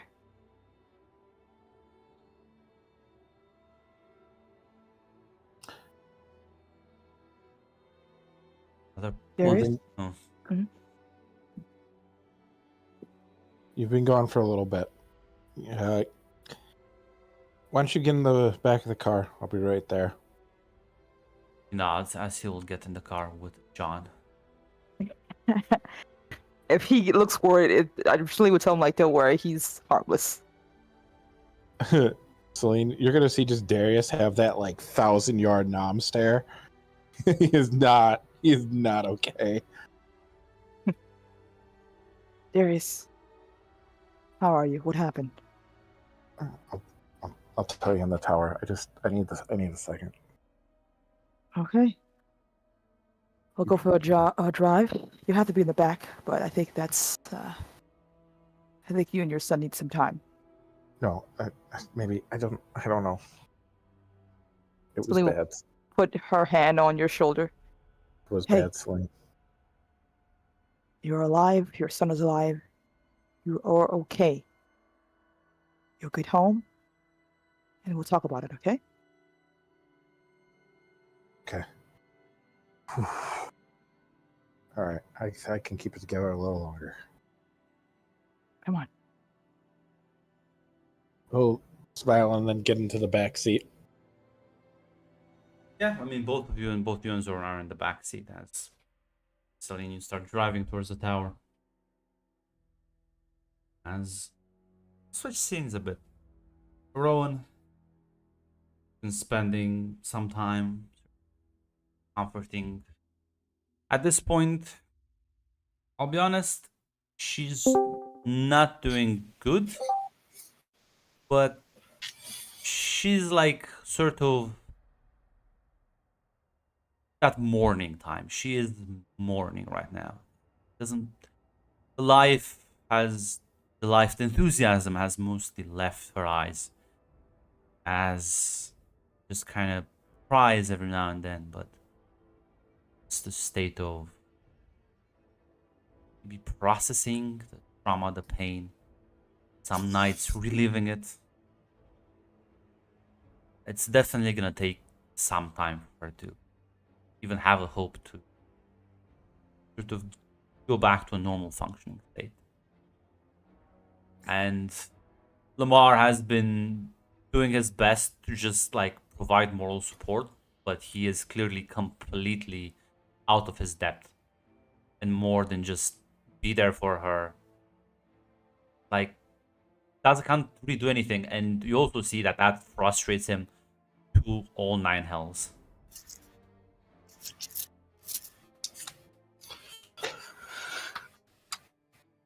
Yeah. Rowan stays with them.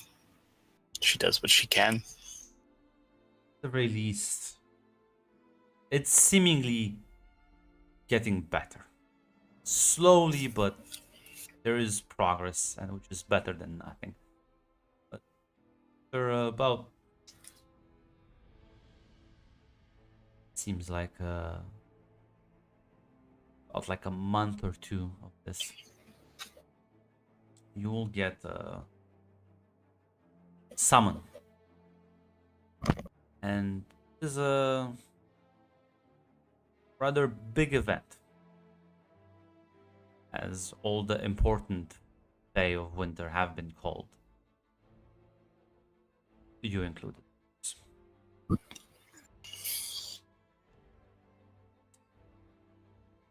All right. As you arrive at the gathering, you see a few familiar faces. Snow Knight, Garcia is kind of like, as she sees you, she'll approach you. I've never seen this many people at the same place, same time. There must be something big. Yeah, must be. Um, how is everything with Vincent? They mourn. I have given them what comfort I can. But their loss is alien to me.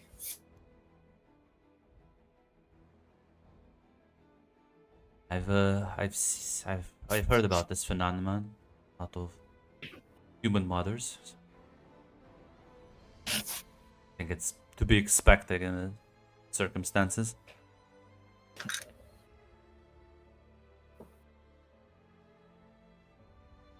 Rowan just nods.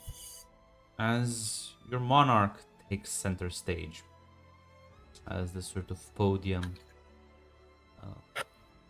as you are all sort of seated in a semicircle, almost as if laying in an amphitheater made out of snow and ice.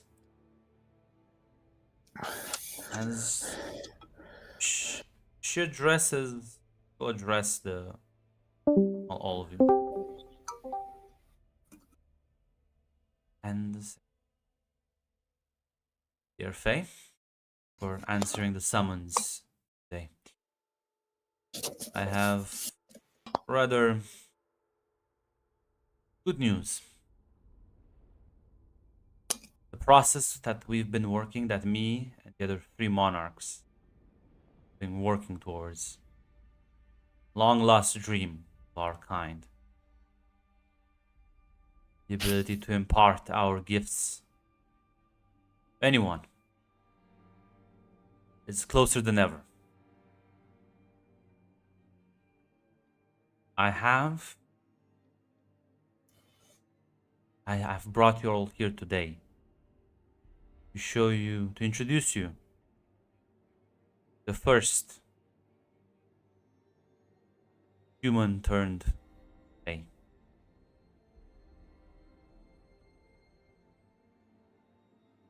You'll be the first many others.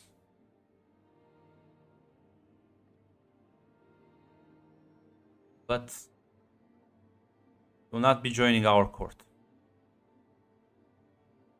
Nor will he be joining any of the other three. Me and my siblings have discussed and agreed that a neutral place must be established, as these new Fae be born wild, as ways to establish common ground for talking and resolving issues. We have decided to make this first one the arbiter and guide of the new wild Fae.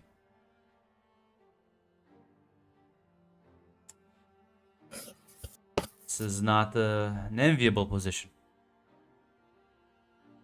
as he will be isolated, alone, and you will soon see why. I have no love for this human. He'll glance at you, Rowan, for like a split second.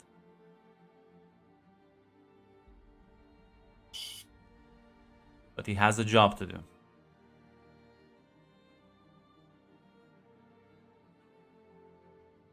And as every monarch needs, you'll be a jester to our courts. A shadow, pale imitation of our true power, our true potential.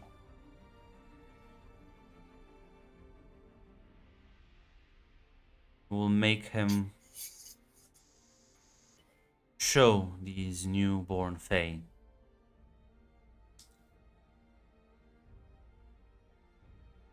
them to their limits, push them, reveal their true personality. As for now, it may not be a perfect process. It's one that we all have agreed on. If any of you have questions, objections, may voice them now before I introduce you to him.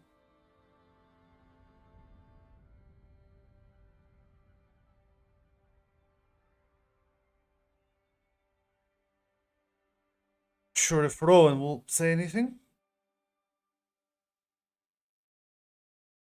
No, Rowan has nothing to say. As yeah, there's a sort of silence, and after a few moments, she's gonna like the wave of her hand. You can see cloaked figure walks onto the podium. As he takes off the cloak, you see this young looking man, and other than his clothes, he is covered in this inky black darkness. His skin is pitch black, his face is pitch black. There's no facial features you can see, as if you're staring into the abyss itself. And as he walks, snow around him gets slightly dark, and almost as if the taint spreads. And as you see him, there's a sort of like guttural, instinctive, disgusted feeling. Your body feels repulsed at this, as if you are smelling a foul odor. Something about the nature of this being is antithetical to yours. As you glance around, you're not the only one. Everyone sort of recoils. Even the more stoic ones just have a moment of shock and disgust of it.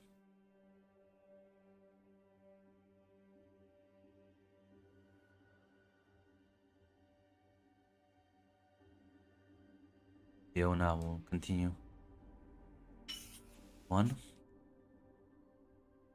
This will be our jester for the time being.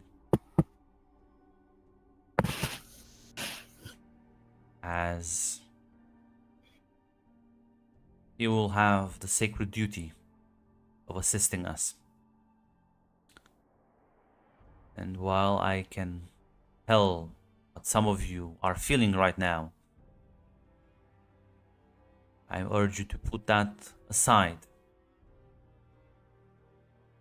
As horrible as a fate he has been dealt, he is still worthy of our respect.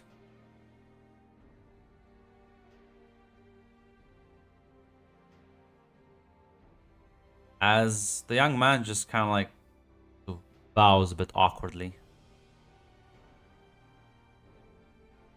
And as he like bows, there's like a drops of the ink just kind of fall off him. As they touch the snow, the snow melts as the blackness sort of extends. Fiona says, "May go now, Jester. There's other courts that need to see who you are." Dismissed. As he'll immediately kind of grab the cloak and cover himself. He'll walk off stage.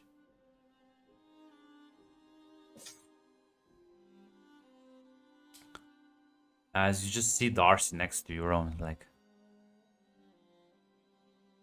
that's something.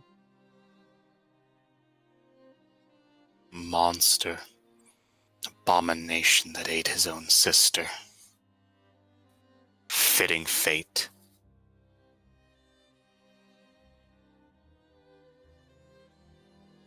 We're not saying he's... That is Grace's son. That is the reason Grace has no daughter. Grace doesn't know. And she never will. So there might be some justice after all.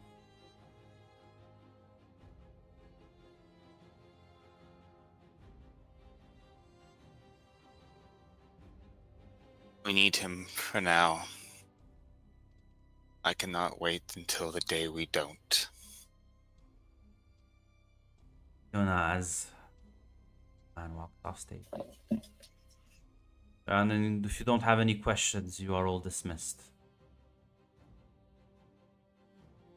The White Rose, you I have business with.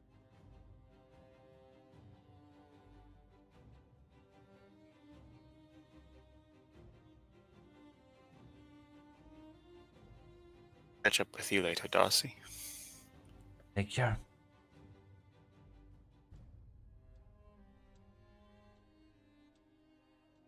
As everyone will just kind of like they're whispering, gossiping as they'll walk away and disappear into the mist or get swallowed up by the snow. As Fiona looks at you, Rowan, and says, "I hope you do not despise me for the task I'm about to impart on you, but I can trust no one else."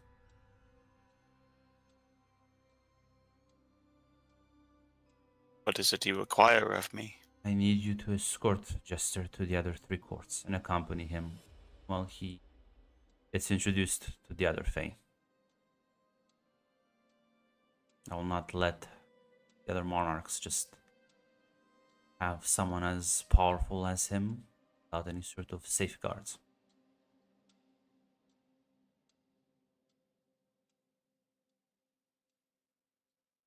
Rowan will bow. Of course. We merely turned his human side. Okay. Draconic heritage will be hopefully locked away.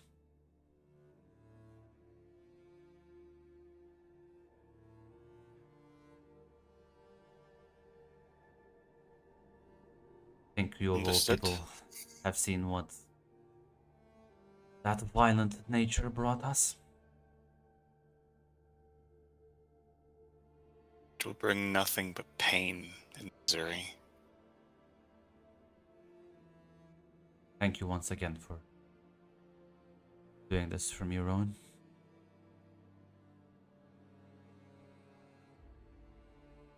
I am but a humble servant. Odds in.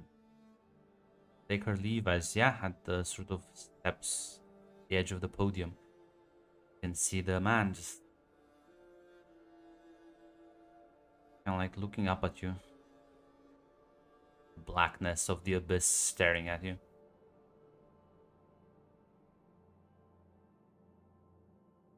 Hello? I'm Jester. Nice to meet you. I'm Rowan.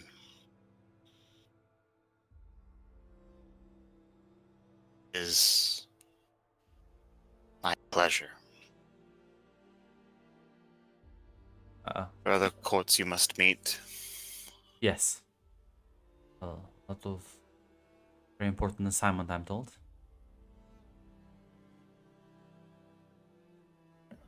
It's more important than you realize. Go. Would be a fun little trip, right?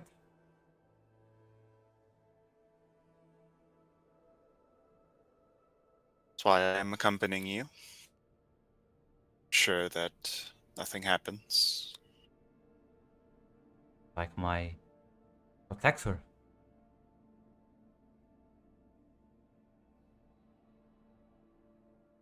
Yes.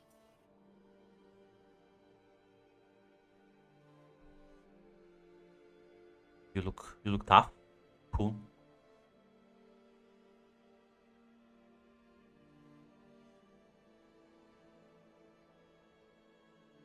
And just nods at that.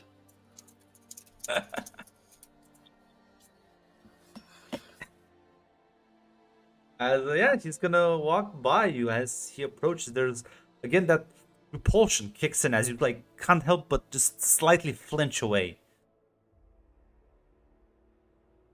I'm sorry, I didn't mean. It's fine.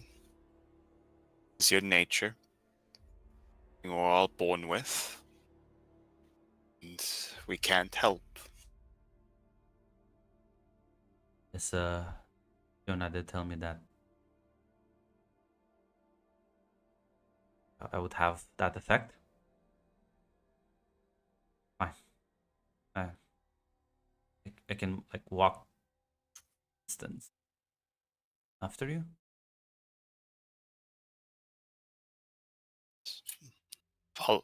Follow me. Nods as he does, and as you see him walk again, or as you step graciously over the snow and sort of the nature of this place makes your passage beautiful. Where he steps, the ice melts, the blackness of the ink spreads and muddies your white, turning into the sickish gray.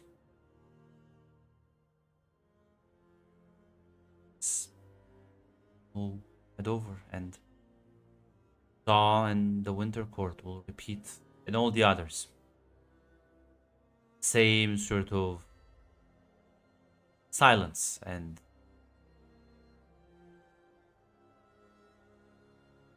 distrust. People, the way they look at him, from curiosity as if staring at the freak side of the road to just abject disgust. Some they are clearly better at hiding it than others. While you cannot really see him smile or try to make jokes, you can hear it in his voice as he makes light of every situation. Would you give this give this Fae your approval? Would you try to be sort of passive, respectful, ignorant, cold? Would you sort of lean in a bit on the depravity? This is, after all, the source of Grace's suffering right now, right in front of you, acting like nothing's wrong.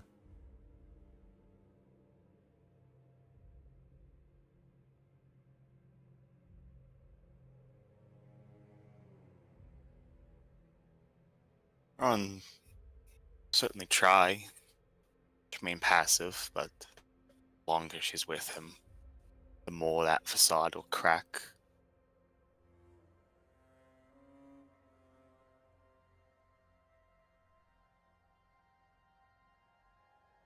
After finished your tour, some time has hey, Rowan? Yes. By the way, that's a good. Would Rowan be very formal? Because Jester does not use titles at all. He just calls everyone by their name. No honorifics. Would you just chalk this up Rowan to does. his lack of education? His lack of education, his lack of belonging here, Rowan does not expect this animal to know their ways. Um. Um. Everyone like has a name. Guess you all have like titles, right? Yes. But like I just have a title, so do I get to like choose my own name? That's it like given to you?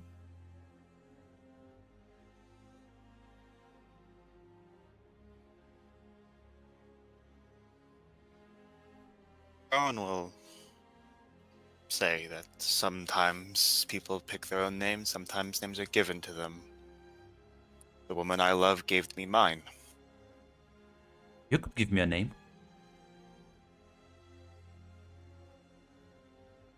Alright, let me hold up. I need to look something up here. So if I can help you out.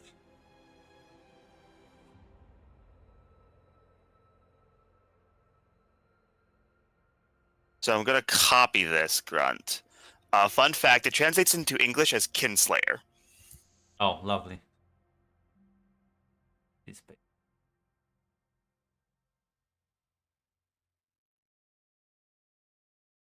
Shit. What language is this?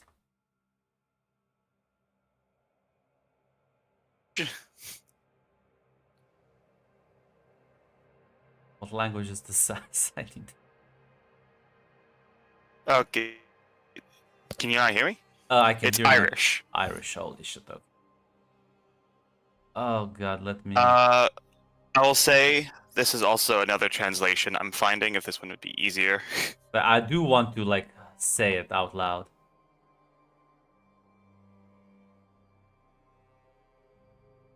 Gull. We can just go with that pronunciation. My right goal is a bit like it's easy. I'm probably like, yeah. Yep, just translates into English as Kinslayer. Well, if you really wanted to be,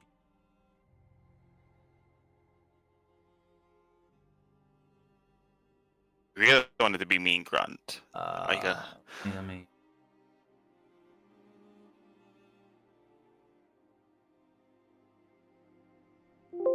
Uh,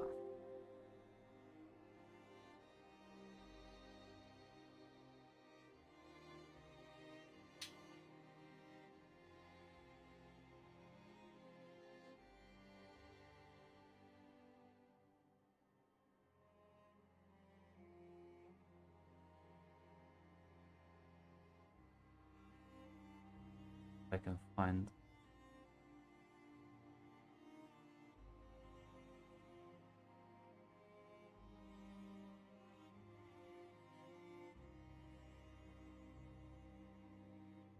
One half.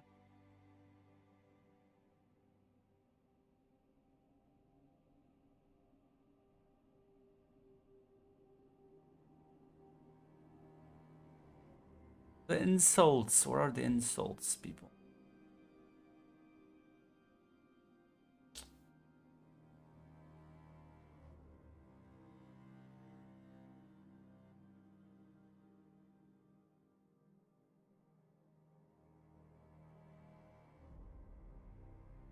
Gonna say you can't just say a word and then sort of Dacian. That would insult him.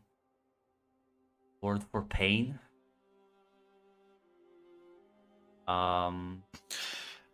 Desolate.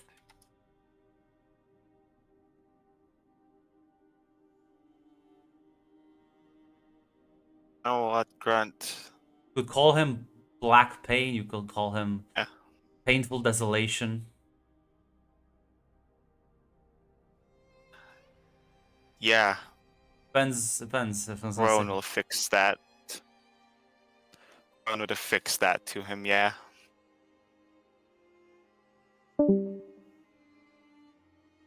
uh,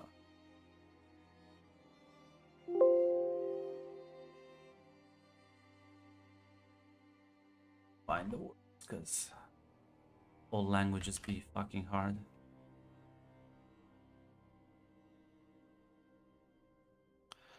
That's where you're wrong, Tick, because people give him a name regardless. They might give him a name that makes him think he's a person, that he's something more than a tool that will be discarded when his use is done. Don't worry. He'll be fixed. By magic or love, I promise he will be fixed. He will never be fixed in Rowan's eyes. Yeah, but like I care less about that opinion. Scaudus. Good, then I don't know why you're trying to make the argument to me then. I don't care. Yeah, you think hard. Word for pain, sadness.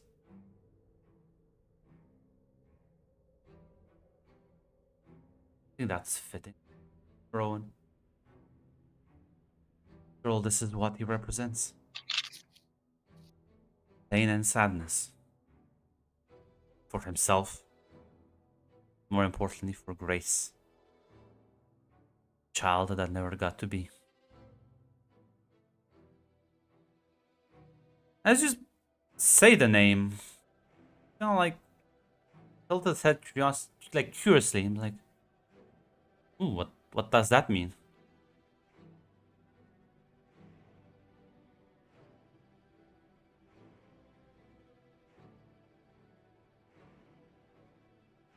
Rowan will just smile.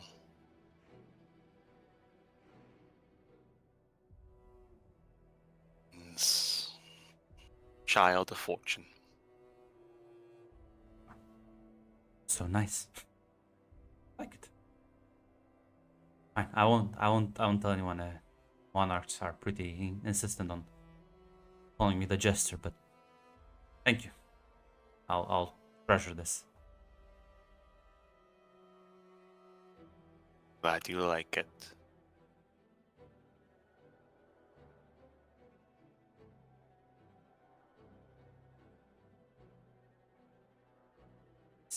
Yeah. Eventually return back to the Winter Court.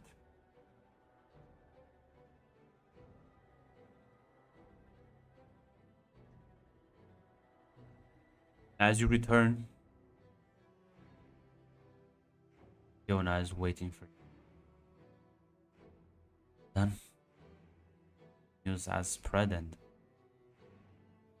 Jester, you may go now. Your Shadow Court. Believe you must be acquainted with your own demons. We will be discussing with you the next steps. Very important mission we're assigning to you. As he like nods and takes his leave.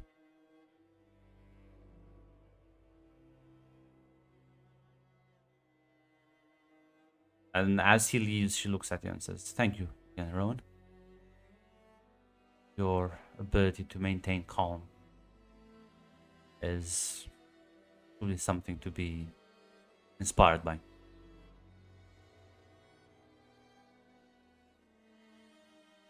He's too important right now. If he loses himself, if he loses sight of what he's meant, if what he's supposed to be, then it would have meant it's all for nothing.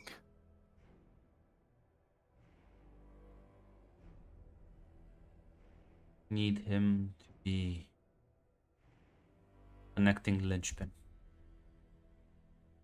Me and the other monarchs are gonna empower him enough to be able to maintain his own small little court.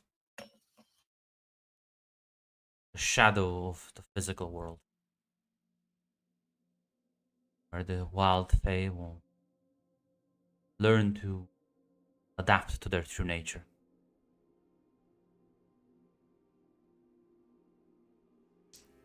Next year we'll begin first batch.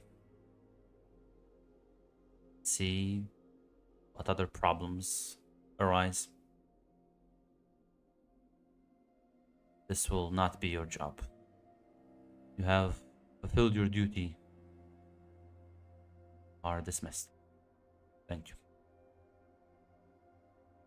You are welcome. And we'll give a bow and leave.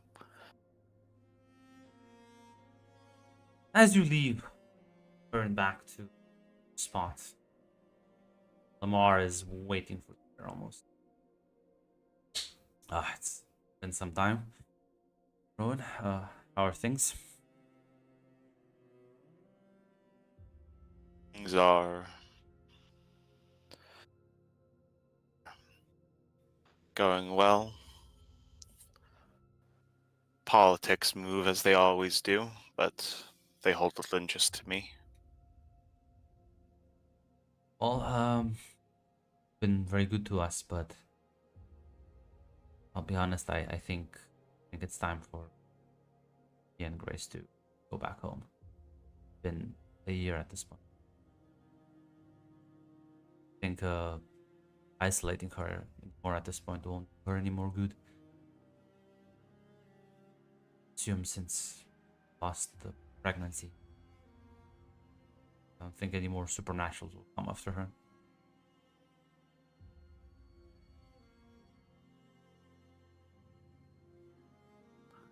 Likely not. The court is lovely to me, but for her it will always be a sight of tragedy. Be best for her to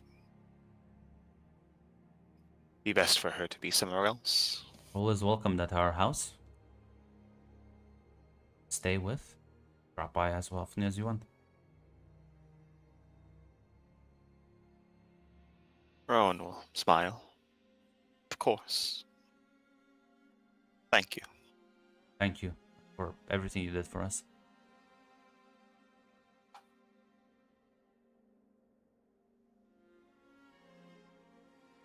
Yeah, with your will, let them leave.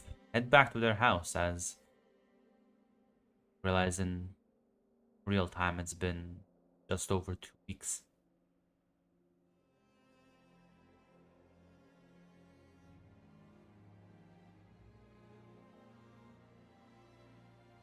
Apparently the city is I'm not sure you're really even gonna care about it. But you would hear whispers as Darcy would reach out, tell you that Zoran has been released. Darius has retrieved his son. That is good to hear.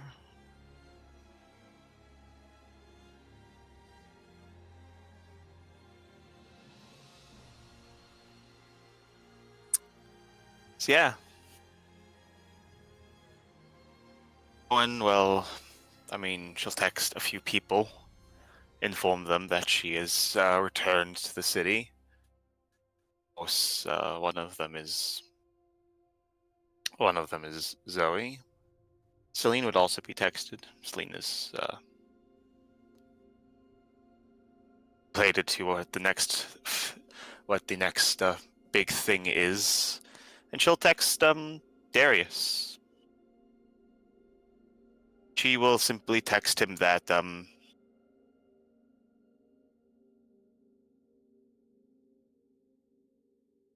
well, might be. I don't know if Darius will believe it. Rowan is sorry for everything that happened to Zoran.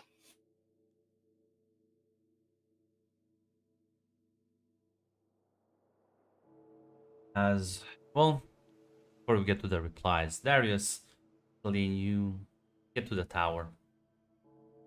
As you go inside, Blue has already prepared some hot drinks, some blankets. Matthias is kind of like off the side, looking like happy at all this. And as Darius, you kind of like go off to like just kind of get Zoran changed of his clothes, and Matthias approaches you.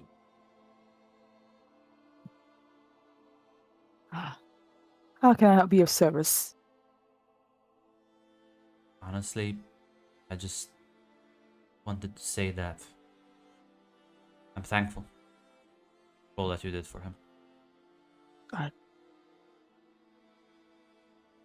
It's no problem. Darius is a good man. To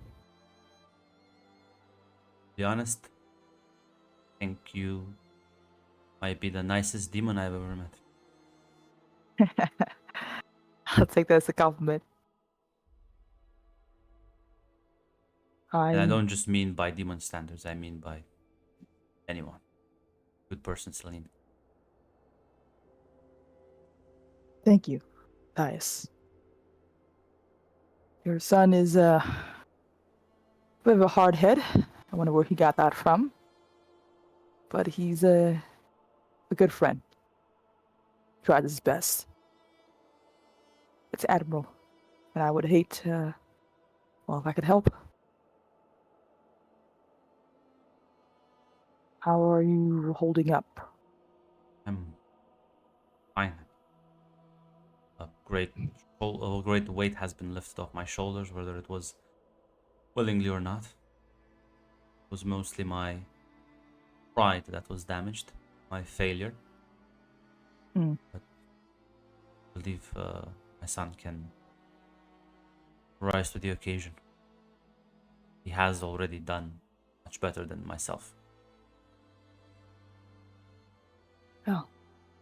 At the very least, he seems determined to keep moving forward. It's important for what comes next, I assume, as well. You all should take some time to take for yourselves. I wonder if it runs in the family to never let yourself rest for a minute. He does have a new condition now. Yes. I think he's been sneaky, but I saw I think he's prepared some sort of magical restraining room over himself. I thought as much. Hopefully, now that he has the time, we will make moves to attempt to ensure he can survive this new life of his. Know And- any sort of people who might be able to help him out with that? My connections in this realm are rather sparse. I have a few ideas. I'll have to vent them, of course. I don't know what reputation Darius has right now, but I want to ensure the people who engage with him don't cause any further harm. Of course.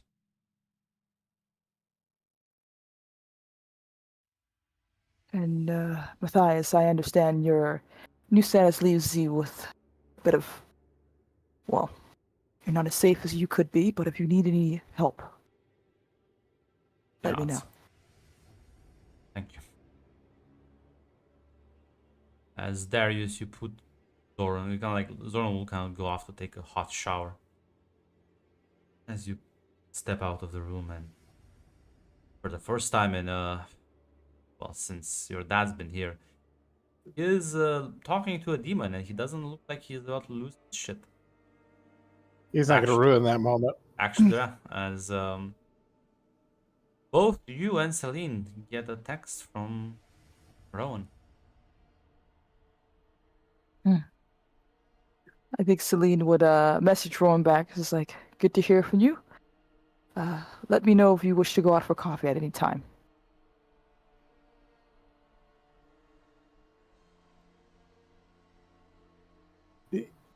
He'll reply, he's fine, consider it forgiven. I'm sorry about Grace.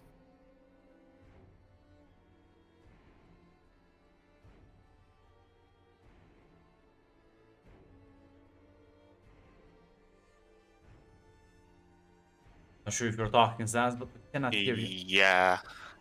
No, I was thinking.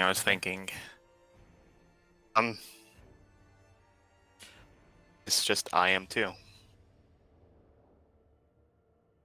It's- Meet if you want.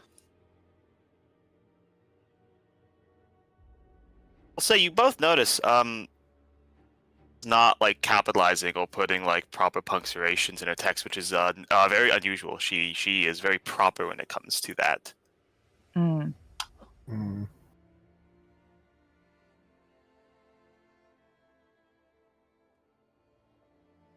Oof. That's not. I assume like we're both looking at our phone and then we just like look at each other.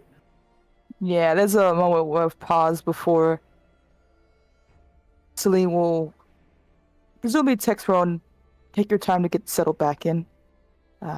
We can have coffee anytime you're up for it.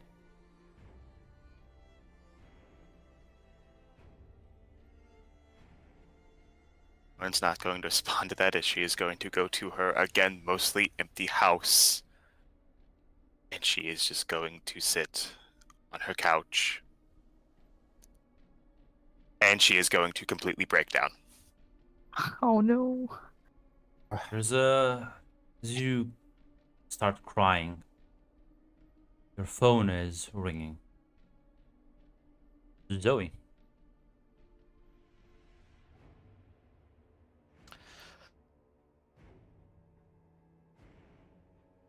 Takes a moment to collect herself. She'll answer.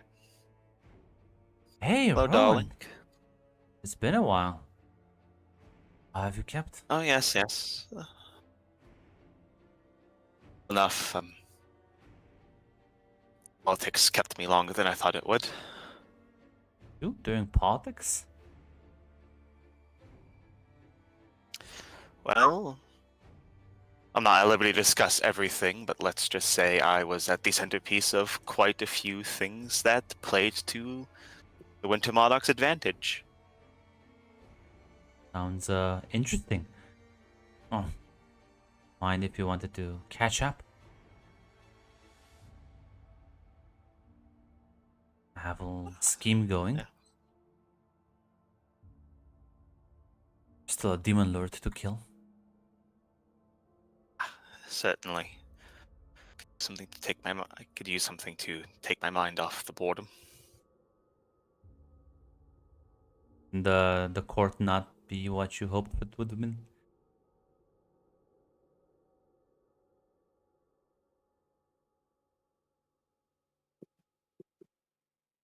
Zoe, you could be surprised at the heart of it how placid, boring, and predictable Faye can be.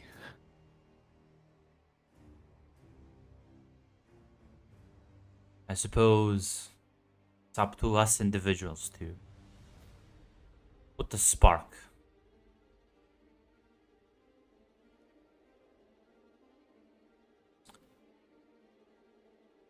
It is. That it is. You need something from me? I'll to reach out. Otherwise, I'll keep you in the loop now that I know you're back.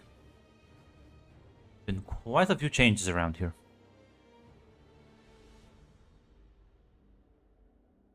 So I've been told. I'll stay in touch, darling. Stay in touch with you too. Kisses. Kisses. We will close the phone call.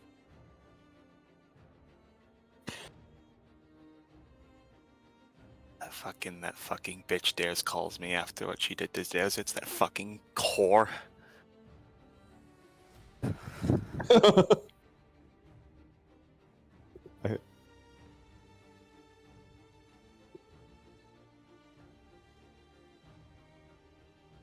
As maybe with renewed determination, a different target, different.